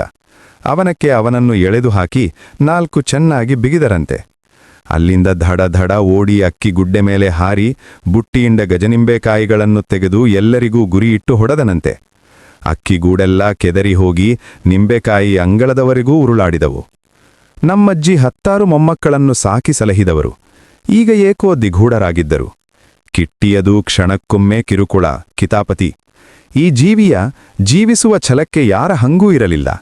ಬಾಗಿಲ ಮರೆಯಲ್ಲಿ ನಿಂತು ಹೆಣ್ಣಾಳಿಗೆ ಕತ್ತೆ ಮುಂಡೆ ಎಂದು, ಗಂಡಾಳಿಗೆ ಹಲ್ಕ ಸುವರ್ ಎಂದು ಬೈದು ಪುಳಕಿತನಾಗುತ್ತಿದ್ದ. ಅಮ್ಮ ಆ ಕಡೆ ತಿರುಗಿದರೆ ಈ ಕಡೆ ಎಡಗೈಯಲ್ಲಿ ಊಟ ಮಾಡಲು ಹವಣಿಸುತ್ತಿದ್ದ. ಬದುಕಿನ ದಿಗಂತಗಳನ್ನು ಆವರಿಸುವ ಆಸೆ. ಯಾಕೋ ಅಜ್ಜಿಯ ತಂಟೆಗೆ ಹೋದೆ ಎಂದು ಕೇಳಿದೆ. ಅವ್ರು ಮಾತ್ರ ಯಾಕೆ ನನಗೆ ಗುಮ್ಮ ಅಂದಿದ್ದು ಎಂದ. ಅದಕ್ಕೆ ಅವರ ಕೈ ಬೆರಳು ತಿರುವಿ ಬಿಡೋದೇನೋ. ಅವರು ಮಾತ್ರ ಯಾಕೆ ಗುಮ್ಮ ಅಂದಿದ್ದು? ಹಾಗಾದರೆ ಏನಾದರೂ ಅಂದರೆ ಹಿಡಿದು ತಿರುವಿ ಬಿಡ್ತೀಯ? ಪ್ರಾಣನೇ ಹೋದರೆ? ಪ್ರಾಣ ಹೋದರೆ ಪ್ರಾಣ ಕೊಡ್ತೀಯೇನೋ? ಅವರು ಯಾಕೆ ನನ್ನ ಗುಮ್ಮ ಅಂದಿದ್ದು ಎಂದ. ನೋಡಿ, ನನಗೆ ಬಹಳ ತೊಂದರೆಯಾಯಿತು ಈ ಸಂಗತಿಗಿರುವ ಸ್ಪಷ್ಟ ಸ್ವರೂಪವನ್ನು. ನೀನು ಸೋಮಣ್ಣನಿಗೆ ಯಾಕೆ ಗುಮ್ಮ ಅಂದಿದ್ದು ಎಂದು ಅಷ್ಟರಲ್ಲಿ ಅವರಕ್ಕೆ ಕೇಳಿದಳು. ನಾನನ್ನಲಿಲ್ಲ, ಅವರೇ ಹೇಳಿದ್ದು ಎಂದ ಕಿಟ್ಟಿ. ನಾನೆಲ್ಲೋ ಒಂದು ಗುಮ್ಮ ಊಟದ ಮನೆಯಲ್ಲಿದೆ ಎಂದು ಹೇಳಿದೆ. ಕಲೆಯಲ್ಲಿ ಒಂದು ಗೂಬೆ ಗುಮ್ಮ ಇನ್ನೂ ಆಡಿಲ್ಲೇ ಅಷ್ಟೆ. ಈ ಕಿಟಕೀಲಿ ಬೇಕಾದರೆ ಬರುತ್ತೆ ಅಂತ ಹೇಳಿಲ್ಲವೇ? ನಾ ಹೇಳಿದ್ದು ಕಥೆದೆ. ನನಗೆ ಭಾಷೆಯ ಮೇಲೆ ಮುನಿಸು ಬಂತು. ಸುತ್ತ ನಿಂತ ವನಿತಾ ಸಮೂಹಕ್ಕೆ ನನ್ನ ಹೊಯ್ದಾಟ ಅರ್ಥವಾಗಲಿಲ್ಲ. 4 ಲಾತ ಬಿಗಿದು ಇವನಿಗೆ ಬುದ್ಧಿ ಕಲಿಸೋದು ಬಿಟ್ಟು ಇವನ ಮಾತುಗಳನ್ನೆಲ್ಲ ತಲೆಗೆ ಹಾಕಿಕೊಳ್ಳುತ್ತಿರುವರಲ್ಲ ಎಂದು ಅಂದುಕೊಂಡರು. ಏಕೆಂದರೆ ಅದು ಆಧರಿಸಿರುವ ಅನುಭವ ಮತ್ತು ತರ್ಕದ ಸರಣಿ ಇವರಿಗೆ ಅಪರಿಚಿತವಾದುದಾಗಿತ್ತು. ಲೋ, ಅಜ್ಜಿ ಸುಮ್ಮನಿದ್ದಾರಂತ ನಿನಗೆ ಭಾರಿ ಸಸಾರ ಆಗಿದೆ ಅಲ್ವಾ? ಕಿಟ್ಟ ಸುಮ್ಮನೆ ಮುಖ ನೋಡಿದ. ಯಾವ ಊರಲ್ಲಿ ಎಂದೆ. ಊರಿರಗ್ಗಿರಕ್ಕೇನೋ, ಕಥೆ ಹೇಳಿದ್ದೇನಂತ ತಿಳಿದಿದೆಯೇನೋ. ಯಾವೂರಲ್ಲೂ ಅಲ್ಲ, ಈ ಮನೇಲೆ. ಯಾರವನು? ನಿನ್ನ ಹಾಗೆ ಇದ್ದ, ನಿನ್ನಣ್ಣ ಅವನು. ಹೌದಾ? ಹೌದು, ನಿನ್ನ ಹಾಗೆ ತಂಟೆ ಮಾಡ್ತಿದ್ದ. ಅದಕ್ಕೆ ಅಜ್ಜಿ ಅವನನ್ನ ಎಲ್ಲಿಗೋ ಕಳಿಸಿಬಿಟ್ಟರು. ಹೌದೇನಮ್ಮ ಎಂದು ಅವರಮ್ಮನನ್ನು ಕೇಳಿದ. ಹೌದು ಎಂದರು. ಸುಳ್ಳು ಎಂದು. ಹಾಗಾದರೆ ಎಲ್ಲಿಗೆ ಹೋದನಪ್ಪ ಅವನು ಎಂದು ನನ್ನನ್ನೇ ಕೇಳಿದ. ಎಲ್ಲಿಗೋ ಹೋದನೋ ಯಾರಿಗೋ ಗೊತ್ತಿಲ್ಲ. ನಿನಗಿಂತ ನಿನ್ನಕ್ಕನಿಗಿಂತ ಮೊದಲಿದ್ದ. ಭಾರಿ ತಂಟೆ ಮಾಡ್ತಿದ್ದ. ಅಜ್ಜಿ ಅವನನ್ನ ಕೊನೆಗೆ ಕಳಿಸಿಯೇ ಕೊಟ್ಟುಬಿಟ್ಟರು. ಕಳಿಸಿದರೆ ನಾನು ಹೋಗುವುದೇ ಇಲ್ಲ. ನೀನು ಭಾರಿ ತಂಟೆ ಮಾಡೋದಕ್ಕೂ ಅಜ್ಜಿಯವರಿಗೊಂದು ಕಾಗದ ಬರೆಯುತ್ತಾರೆ. ಅವರೊಂದು ಸಣ್ಣ ಮಾತ್ರೆ ಕಳುಹಿಸುತ್ತಾರೆ. ಸಣ್ಣ ಅಂದ್ರೆ ಸಣ್ಣ. ಅದನ್ನ ನಿನ್ನ ಅನ್ನಕ್ಕೆ ಹಾಕಿ ತಿನ್ನಿಸಿಬಿಡುತ್ತಾರೆ. ಆಮೇಲೆ ನನಗೆ ಒಳ್ಳೆ ಬುದ್ಧಿ ಬಂದು ಬಿಡುತ್ತಾ? ಬರುತ್ತೆ ಲಾತಾ. ನಿದ್ದೆ, ಭಾರೀ ನಿದ್ದೆ ಬಂದು ಬಿಡುತ್ತೆ. ಆವಾಗ ಅವರು ಎಲ್ಲರನ್ನೂ ಆಚೆಗೆ ಕಳಹಿ ನಿನಗೆ ಬೇರೆ ಹೆಸರಿಟ್ಟು ಕರೆಕೊಂಡು ಹೋಗಿ ಬಿಡುತ್ತಾರೆ. ಮತ್ತೆ ನೀನು ಬರೋದೇ ಇಲ್ಲ. ಏನಿಲ್ಲ, ಸುಳ್ಳೇ ಸುಳ್ಳು ಎಂದು ಅಳುಮುಖ ಮಾಡಿಕೊಂಡ. ಸುಳ್ಳಾದರೆ ಒಳ್ಳೆದೇ ಆಯಿತು, ತಂಟೆ ಮಾಡು ಎಂದೆ. ಸೋಮಣ್ಣ ಹಾಗಾದರೆ ಅವನ ಹೆಸರೇನಪ್ಪ ಎಂದು ಕೇಳಿದ. ಹೇಳಿದೆ. ತ್ಯಕ್ತಪ್ರವಾದಿ ಎಂದು ಅವನಿಗೆ ಉಚ್ಚರಿಸಲಾಗದಂತಹ ಹೆಸರೊಂದನ್ನು ಹೇಳಿದೆ. ಏನಿಲ್ಲ, ಸುಳ್ಳೇ ಸುಳ್ಳು. ನೀವು ಸುಳ್ಳೇ ಹೇಳಿದ್ದೀರಾ. ಅಣ್ಣ ಬರ್ಲಿ, ಹೇಳಿ ನಿಮಗೆ ಮಾಡಿಸ್ತೀನಿ ತಡೀಲಿ ಎಂದು ಅಳತೊಡಗಿದ. ಅಜ್ಜಿ, ನೋಡಿದಿರಾ, ನಾವು ಹೊಡೆದು ಬೈದು ಹೇಳಿದರೇನು ಬಂತು? ಸೋಮು ಮಾತಲ್ಲಿ ಹೇಗೆ ಬುದ್ಧಿ ಕಲಿಸಿದ ನೋಡಿ ಎಂದು ಹೆಂಗಸರೆದುರು ನನ್ನನ್ನು ಪ್ರಶಂಸಿಸಿದರು. ನನಗೆ ನನ್ನೊಳಗೆ ಎದ್ದ 100 ಆಂದೋಲನಗಳ ಫಲವಾಗಿ ಅದನ್ನು ತೀವ್ರವಾಗಿ ಗಮನಿಸಲಾಗಲಿಲ್ಲ. ಅವರೆಲ್ಲ ಹೋದರು. ಕಾಲ ಸರಿಯಿತು. ಜಗಲಿಯಿಂದ ಯಾರೋ ನನ್ನನ್ನು ಕೂಗುತ್ತಿರುವುದು ಕೇಳಿತು. ಹೇಮಂತನ ಧನಿಯಂತೆ ಕೇಳಿತು. ಕತ್ತಲು ಸ್ನಿಗ್ಧವಾಗಿ, ದೀಪ ಸಣ್ಣದಾಗಿ, ಕಿಟಕಿಯ ಬಾಗಿಲುಗಳು ಅಗಲವಾಗಿ ತೆರೆದುಕೊಂಡು, ಕರಿಯ ಸರಳುಗಳು ಕತ್ತಲಲ್ಲಿ ಮಿಲಿತವಾಗಿ, ಸರಳುಗಳೇ ಇಲ್ಲದ ಕಿಟಕಿಯಂತೆ ಕಾಣಿತ್ತಿತ್ತು ಊಟದ ಮನೆಯ ಕಿಟಕಿ. ಕಿಟ್ಟು ಹೆದರಿ ಓಡದೆ ಅಳುತ್ತ ಕೂತಿದ್ದ. ಓಡುವುದಾದರೂ ಎಲ್ಲಿಗೆ? ಅಣ್ಣ ಬರ್ಲಿ ತಡಿ, ನಿಮಗೆ ಹೇಳಿ ಮಾಡಿಸ್ತೀನಿ ಎಂದು ಒರಲುತ್ತಲೇ ಕೂತಿದ್ದ. ನಾನು ಎದ್ದು ಹೋಗಿ ಜಗಲಿಯಲ್ಲಿ ನೋಡಿದೆ. ಹೇಮಂತನೂ ಇರಲಿಲ್ಲ, ಯಾರೂ ಇರಲಿಲ್ಲ. ಬರುವುದು ತಡವಾಗೇಕೆಂದು ಹೊರಟು ಹೋಗಿರಬೇಕು. ಅನಂತರ ಹೇಮಂತ ಬೇಸಿಗೆಯ ರಜೆಯಾದ್ಯಂತ ಸಿಗಲೇ ಇಲ್ಲ. ಬೇಸಿಗೆಯ ರಜೆಯೆಲ್ಲ ಹೀಗೆ ಬೇಜಾರಿನಿಂದ ಕಳೆಯಿತು. ಹೊರಗೆಲ್ಲ ಮಳೆ, ಕೆಸಳು, ಕೊಟ್ಟೆ. ಮನೆಯೊಳಗೆ ಕುಳಿತೆ. ಮನದೊಳಗೆ ಹುದುಗಿದೆ. ಹೇಮಂತ ಕಾಣಲೇ ಇಲ್ಲ. ಕೊನೆಗೊಂದು ದಿನ ನಮ್ಮಜ್ಜಿ ತೀರಿ ಹೋದರು. ಅವತ್ತು ಅವರಿಗೆ ಎದೆನೋವು ಅತಿಯಾಗಿತ್ತು. ಲೀಲಕ್ಕ ಮಾತ್ರೆ ಕೊಟ್ರು. ಮಾರ್ಫಿಯಾ ತೆಗೆದುಕೊಂಡು ನಿದ್ದೆ ಮಾಡಿದ್ರು. ಹುಡುಗರನ್ನೆಲ್ಲ ಹೊರಗೆ ಹೋಗಿ ಅಡಿಕೊಳ್ಳಿರೋ ಎಂದು ಗದರಿಸಿದ್ರು. ಕಿಟ್ಟಿ ಮಾತ್ರ ಬಾಗಿಲ ಬದಿಯಿಂದ ಇಣುಕುತ್ತಿದ್ದ. ಎದ್ದಾಗ ಇನ್ನೂ ಎದೆ ನೋಯುತ್ತಿತ್ತು. ಸುತ್ತಮುತ್ತ ನೋಡುತ್ತಿದ್ದವರು ಕಣ್ಣನ್ನೊಮ್ಮೆ ದೊಡ್ಡದಾಗಿ ಬಿಟ್ಟು ಕಣ್ಣು ಕತ್ತಲೆ ಬಂತು ಎಂದರು. ಅನಂತರ ಕೊಂಚ ಕ್ಷಣದಲ್ಲೇ ದಿವಂಗತರಾದರು. ಸುತ್ತ ಅವರು ಮಕ್ಕಳೆಲ್ಲ ಇದ್ರು. ನಾನು ನಿಂತಿದ್ದೆ. ಹಲವರು ಆಗಲೇ ಅಳತೊಡಗಿದ್ರು. ಮಿಕ್ಕವರು ಇದರ ಬಗ್ಗೆ ಏನೇನೋ ಮಾತನಾಡತೊಡಗಿದ್ರು. ಚಿಕ್ಕಪ್ಪ ಇನ್ನೊಬ್ಬ ಡಾಕ್ಟರೊಂದಿಗೆ ಅವರ ಕಾಯಿಲೆಯ ಬಗ್ಗೆ ಏನೋ ಇತ್ಯರ್ಥ ಮಾಡುತ್ತಿದ್ರು. ಅಷ್ಟರಲ್ಲಿ ದೇವಂಗಿಯಮ್ಮ ಹೋದರು ಎಂದು ವಾರ್ತೆ ಹರಡಿ ಯಾರೋ ಹಿರಣ್ಣಯ್ಯ ಗೌಡರು, ಶ್ರೀನಿವಾಸ, ಸುಂದರೇಶ ಹೀಗೆ ಹಲವಾರು ಜನ ಬಂದ್ರು. ಕಿಟ್ಟಿ ಅಲ್ಲಿ ಬಾಗಿಲ ಮರೆಯಲ್ಲಿ ಇಣುಕುತ್ತಿದ್ದ. ಸಾಂಬ್ರಾಣಿಯ ಹೊಗೆ, ದೀಪದ ಬೆಳಕು, ಏನೇನೋ ಗಲಾಟೆ, ಕಿಟ್ಟಿಗೆ ಅರ್ಥವಾಗದ ಗಲಿಬಿಲಿ ಇವೆಲ್ಲ. ಅಜ್ಜಿಯನ್ನು ಚಟ್ಟದ ಮೇಲಿಟ್ಟು ಹೊತ್ತೊಯ್ದರು. ಗಂಡಸರೆಲ್ಲ ಹೋದರು. ನಾನೊಬ್ಬನೇ ಊಟದ ಮನೆಯಲ್ಲಿ ಉಳಿದೆ. ಹೆಂಗಸರೆಲ್ಲ ಯಾವುದೋ ಮೂಲೆ ಸೇರಿ ಅಳುತ್ತಿದ್ದರು. ಅಷ್ಟರಲ್ಲಿ ಹೇಮಂತ ಬಂದ. ಹೋ, ಏನೋ ಹೇಮಂತ, ಅವತ್ತಿಂದ ಪತ್ತೆನೇ ಇಲ್ವಲ್ಲಯ್ಯ ಎಂದೆ. ಸೋಮ, ನಿಮ್ಮ ಅಜ್ಜಿಯವರು ತೀರಿ ಹೋದ್ರಂತೆ. ನಮಗೂ ಎಲ್ಲ ಅಜ್ಜಿಯವರಾಗೇ ಇದ್ರು ಅವರು. ನನಗೆ ಅತ್ಯಂತ ದುಃಖವಾಗ್ತಿದೆ ಕಣಯ್ಯ. ನಿನ್ನ ಸಂತಾಪದಲ್ಲಿ, ನಿನ್ನ ದುಃಖದಲ್ಲಿ ನಾನೂ ಪಾಲುದಾರ ಎಂದು ಹೇಳೋಣ ಅಂತ ಬಂದೆ. ಹೇಮ, ಅವತ್ತು ನಾನು ಹೇಳಿದೆನಲ್ಲ, ಮಾತು ಮನುಷ್ಯನ ಇತ್ಯರ್ಥ ಶಕ್ತಿಯ ಪ್ರತೀಕ ಅಂತ. ಆದರೆ ಅಯ್ಯ, ಕೊಂಚ ತಡಿ. ನಿಮ್ಮಜ್ಜಿ ತೀರಿ ಹೋಗಿದ್ದಾರೆ. ಮನೆ ಮಂದಿಯೆಲ್ಲ ಶೋಕಸಾಗರದಲ್ಲಿ ಮುಳುಗಿದ್ದಾರೆ. ನೀನೋ, ನಿನ್ನ ಮಾತೋ, ಹೂ, ನಿನಗೆ ನಿನ್ನದೇ ಗೋಳಾಗಿದೆಯಲ್ಲ. ಹೇಮ, ಒಂದು ಕೊಂಚ ಬಾಯಿ ಮುಚ್ಚಿಕೊಂಡಿರೋದಕ್ಕೆ ಆಗೋಲ್ಲವೇನೋ. ನಾನು ಮಾತನಾಡೋದು, ಮಾತಿನ ಬಗ್ಗೆ ಯೋಚಿಸೋದು, ಅಜ್ಜಿಯ ಮರಣ, ಧರ್ಮ, ನ್ಯಾಯ, ಜೀವನ ಎಲ್ಲ ಒಂದೇ ಎಂದು ಹೇಗೆ ಹೇಳಲಿ ಹೇಮ? ಮಾತಿನ ಆಚೆಗೆ ಸತ್ಯವೇ ಇಲ್ಲವೇ? ಹಾಗೆ ನೋಡೋದಾದರೆ ನೀನೇ ಅದರ ಬಗ್ಗೆ ಹೇಳಿಯೂ ಅದರಲ್ಲಿಲ್ಲದವನು. ನಿನಗೆ ನಮ್ಮ ಮರಣದಿಂದ ಅತ್ಯಂತ ದುಃಖವಾಗೋದಕ್ಕೆ ಕಾರಣವೇನಯ್ಯ? ಹೇಳು. ಇಲ್ಲವಯ್ಯ, ನನಗೆ ಬಹಳ ಸಂತೋಷವಾಗಿದೆ. ಈ ನಿನ್ನ ಕೊಳಕು ತರ್ಕಸರಣಿಗೆ ನಾನೇನನ್ನೂ ತಾನೇ ಮಾಡಲಾಗುತ್ತದೆ. ಮಾತನ್ನು ತನ್ನೊಳಗೆ ಮಾತಿನ ಆಚೆಗೆ ಇರೋದರ ಮೇಲೆ ದಾಳಿ ಮಾಡೋದಕ್ಕೆ, ಆಕ್ರಮಿಸುವುದಕ್ಕೆ ಉಪಯೋಗಿಸುವವನೇ. ಈ ಅಲ್ಲೋಲ ಕಲ್ಲೋಲ ಜಗತ್ತಿನಲ್ಲಿ, ಅಂಧಕಾರದಲ್ಲಿ ಒಂದು ಸಾರಿಯಾದರೂ ಸತ್ಯವನ್ನ ನೋಡೋದಕ್ಕೆ ಸಾಧ್ಯವಯ್ಯ? ಮಾತಿನ ವರ್ತುಳದಾಚೆಗೆ ಇರೋದು ಎಷ್ಟಿದೆ ಈ ಜಗತ್ತಿನಲ್ಲಿ, ಈ ಎದೆಯೊಳಗೆ. ಸರಿಯಪ್ಪ, ಆಮೇಲೆ? ಹೋಗೋ ಹೇಮ, ನಿನ್ನ ಹತ್ತಿರ ಮಾತೇ ಹೇಸಿಗೆಯಾಗುತ್ತದೆ. ಗೋಪಿ ಹೋಟೆಲ್ ಕಾಫಿ ಕುಡಿ ಹೋಗು. ನಾನು ಈಗ 3 ಗಂಟೆ ಬಸ್ಸಿಗೆ ಊರಿಗೆ ಹೋಗಬೇಕಾಗಿದೆ. ಕೊನೆಗೆ ಸಿಗುತ್ತೇನೋ ಇಲ್ಲವೋ ಎಂದು ಈಗಲೇ ಹೇಳಿ ಹೋಗೋಣ ಎಂದು ಬಂದೆ ಎಂದ. ಕೋಪದಿಂದ ನಾನು ಸರಿ ಎಂದೆ. ಹೇಮಂತ ಹೊರಟು ಹೋದ. ಹೇಮಂತ ಹೋದ ನಂತರ ಕೊಂಚ ಬೇಸರವಾಯಿತು. ಮಾತಿನ ಆಚೆಗೆ ಏನಿದೆ ಬದ್ನೆಕಾಯಿ? ಚಿತ್ರಭ್ರಮೆ? ಅಥವಾ ಇದ್ರೆ ಅದನ್ನು ಮಾತಿನಲ್ಲಿ ಹೇಳೋದು ಹೇಗೆ? ಅಥವಾ ಹೇಳಿದ್ರೆ ಮಾತಿನಾಚೆಗಿರೋದು ಹೇಗಾಯಿತು? ಭಾಷೆ ಹೇಗೆ ಭಾಷಾತೀತವಾದುದನ್ನು ಆಕ್ರಮಿಸುತ್ತೆ? ಹೀಗೆ ಏನೇನೋ ಪ್ರಶ್ನೆಗಳು ಮೂಡಿ ಮುಳುಗಿದವು. ಇಂಥ ನಿಷ್ಕಾರಣ ಕಲ್ಪನೆಗಳ ಬೆನ್ನು ಹತ್ತಿ ಎಷ್ಟೊಂದು ತೊಳಲಬೇಕಾಯಿತು ಎಂದು ನನ್ನ ಮನಸ್ಸಿನ ಬಗ್ಗೆಯೇ ಒಂದು ತೆರಹನಾದ ತಿರಸ್ಕಾರ ಮೂಡಿತು. ಕಿಟ್ಟಿ ಹಿಂದಿನಿಂದ ತನ್ನ ಚಿಕ್ಕಮ್ಮನ ಮಗಳು ಚಿನ್ಮಯಿಯೊಂದಿಗೆ ಬಂದು, ಸೋಮಣ್ಣ, ಅಜ್ಜಿಗೆ ಯಾರೋ ಭೂಮಂತ್ರ ಗಾಳಿ ಹಾಕಿ ಎಲ್ಲಿಗೆ ತೆಗೆದುಕೊಂಡು ಹೋದರು ಎಂದು ಕೇಳಿದ. ತಕ್ಷಣ ಅವತ್ತು ನಾನು ಅವನನ್ನು ಸುಮ್ಮನಿರಿಸಲು ಹೇಳಿದ ಕಥೆ ನೆನಪಿಗೆ ಬಂತು. ಕಿಟ್ಟನ ದೃಷ್ಟಿಯಲ್ಲಿ ಇವತ್ತು ನಡೆದಿದ್ದು ಅವತ್ತು ನಾನು ಅವನಿಗೆ ಹೇಳಿದಂತೆ. ಏಕೆಂದರೆ ಅದು ಮಾತಿನ ಆಚೆಗಿನದು. ಯಾರು ಎಲ್ಲಿಗೆ ಕರೆದುಕೊಂಡು ಹೋದರು? ಪ್ರಶ್ನೆ ಮಾತಿನ ಈಚೆಗಿನದು, ಉತ್ತರ ಮಾತಿನಾಚೆಗಿನದು. ಸುಮ್ಮನಿದ್ದೆ. ಒಳಗಿನಿಂದ ಯಾರೋ, ಅಯ್ಯೋ ಹೋದಿಯಲ್ಲೇ, ನನ್ನನ್ನು ಇನ್ಯಾರೇ ಈ ಮನೆಯಲ್ಲಿ, ಬಾ ಕುಳಿತುಕೋ ಎಂದು ಹೇಳೋರು ಎಂದು ಉದ್ಧರಿಸುತ್ತಾ ಅಳುತ್ತಿದ್ದರು. ಕುತುಗ ಎಂದು ಹೇಳೋರೊಬ್ಬರು ಸಿಕ್ಕಿದ್ದರೆ ದುಃಖಕ್ಕೊಂದು ಅಂತ್ಯವಿತ್ತು. ಎಲ್ಲರೂ ಮಾತಿನಲ್ಲಿ, ಅಳುವಿನಲ್ಲಿ, ಸಂಭಾಷಣೆಯಲ್ಲಿ, ಉದ್ಧಾರದಲ್ಲಿ ತೊಡಗಿ ಈ ಜಗತ್ತಿನ ಮೇಲ್ಮೈಯಲ ಚಿರಸ್ಪಷ್ಟತೆಯಲ್ಲೇ ಉಳಿಯಲು ಹೋರಾಡುತ್ತಿದ್ದರು.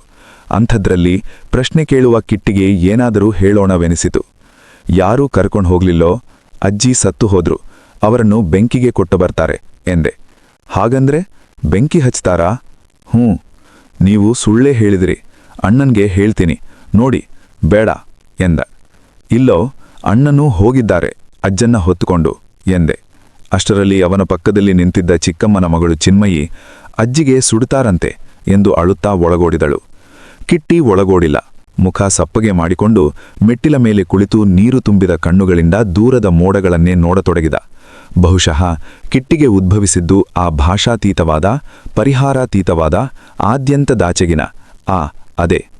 ಅಣ್ಣ ಬರಲಿ ಎಂದೇನೂ ಹೇಳಿಲ್ಲ. ಅಷ್ಟರಲ್ಲಿ ಯಾರೋ ಒಳಗಿನಿಂದ, ಏನು ಸೋಮು, ಅಜ್ಜನ ಸುಡ್ತಾರೆ ಅಂತೆಲ್ಲ ಏನೇನೋ ಹೇಳ್ತೀಯಂತಲ್ಲ, ದೇವರ ಹತ್ತಿರಕ್ಕೆ ಹೋದರು, ಸ್ವಾಮಿ ಹತ್ತಿರಕ್ಕೆ ಹೋದರು ಎಂದಾದರೂ ಒಂದು ಹೇಳಿ ಸಮಾಧಾನ ಮಾಡ್ಲಿಕ್ಕಾಗೋಲ್ಲವೇನೋ ಎಂದು ರೇಗಿದರು. ನಾನು ಆ ದನಿಗೆ ಉತ್ತರಿಸಿಲ್ಲ.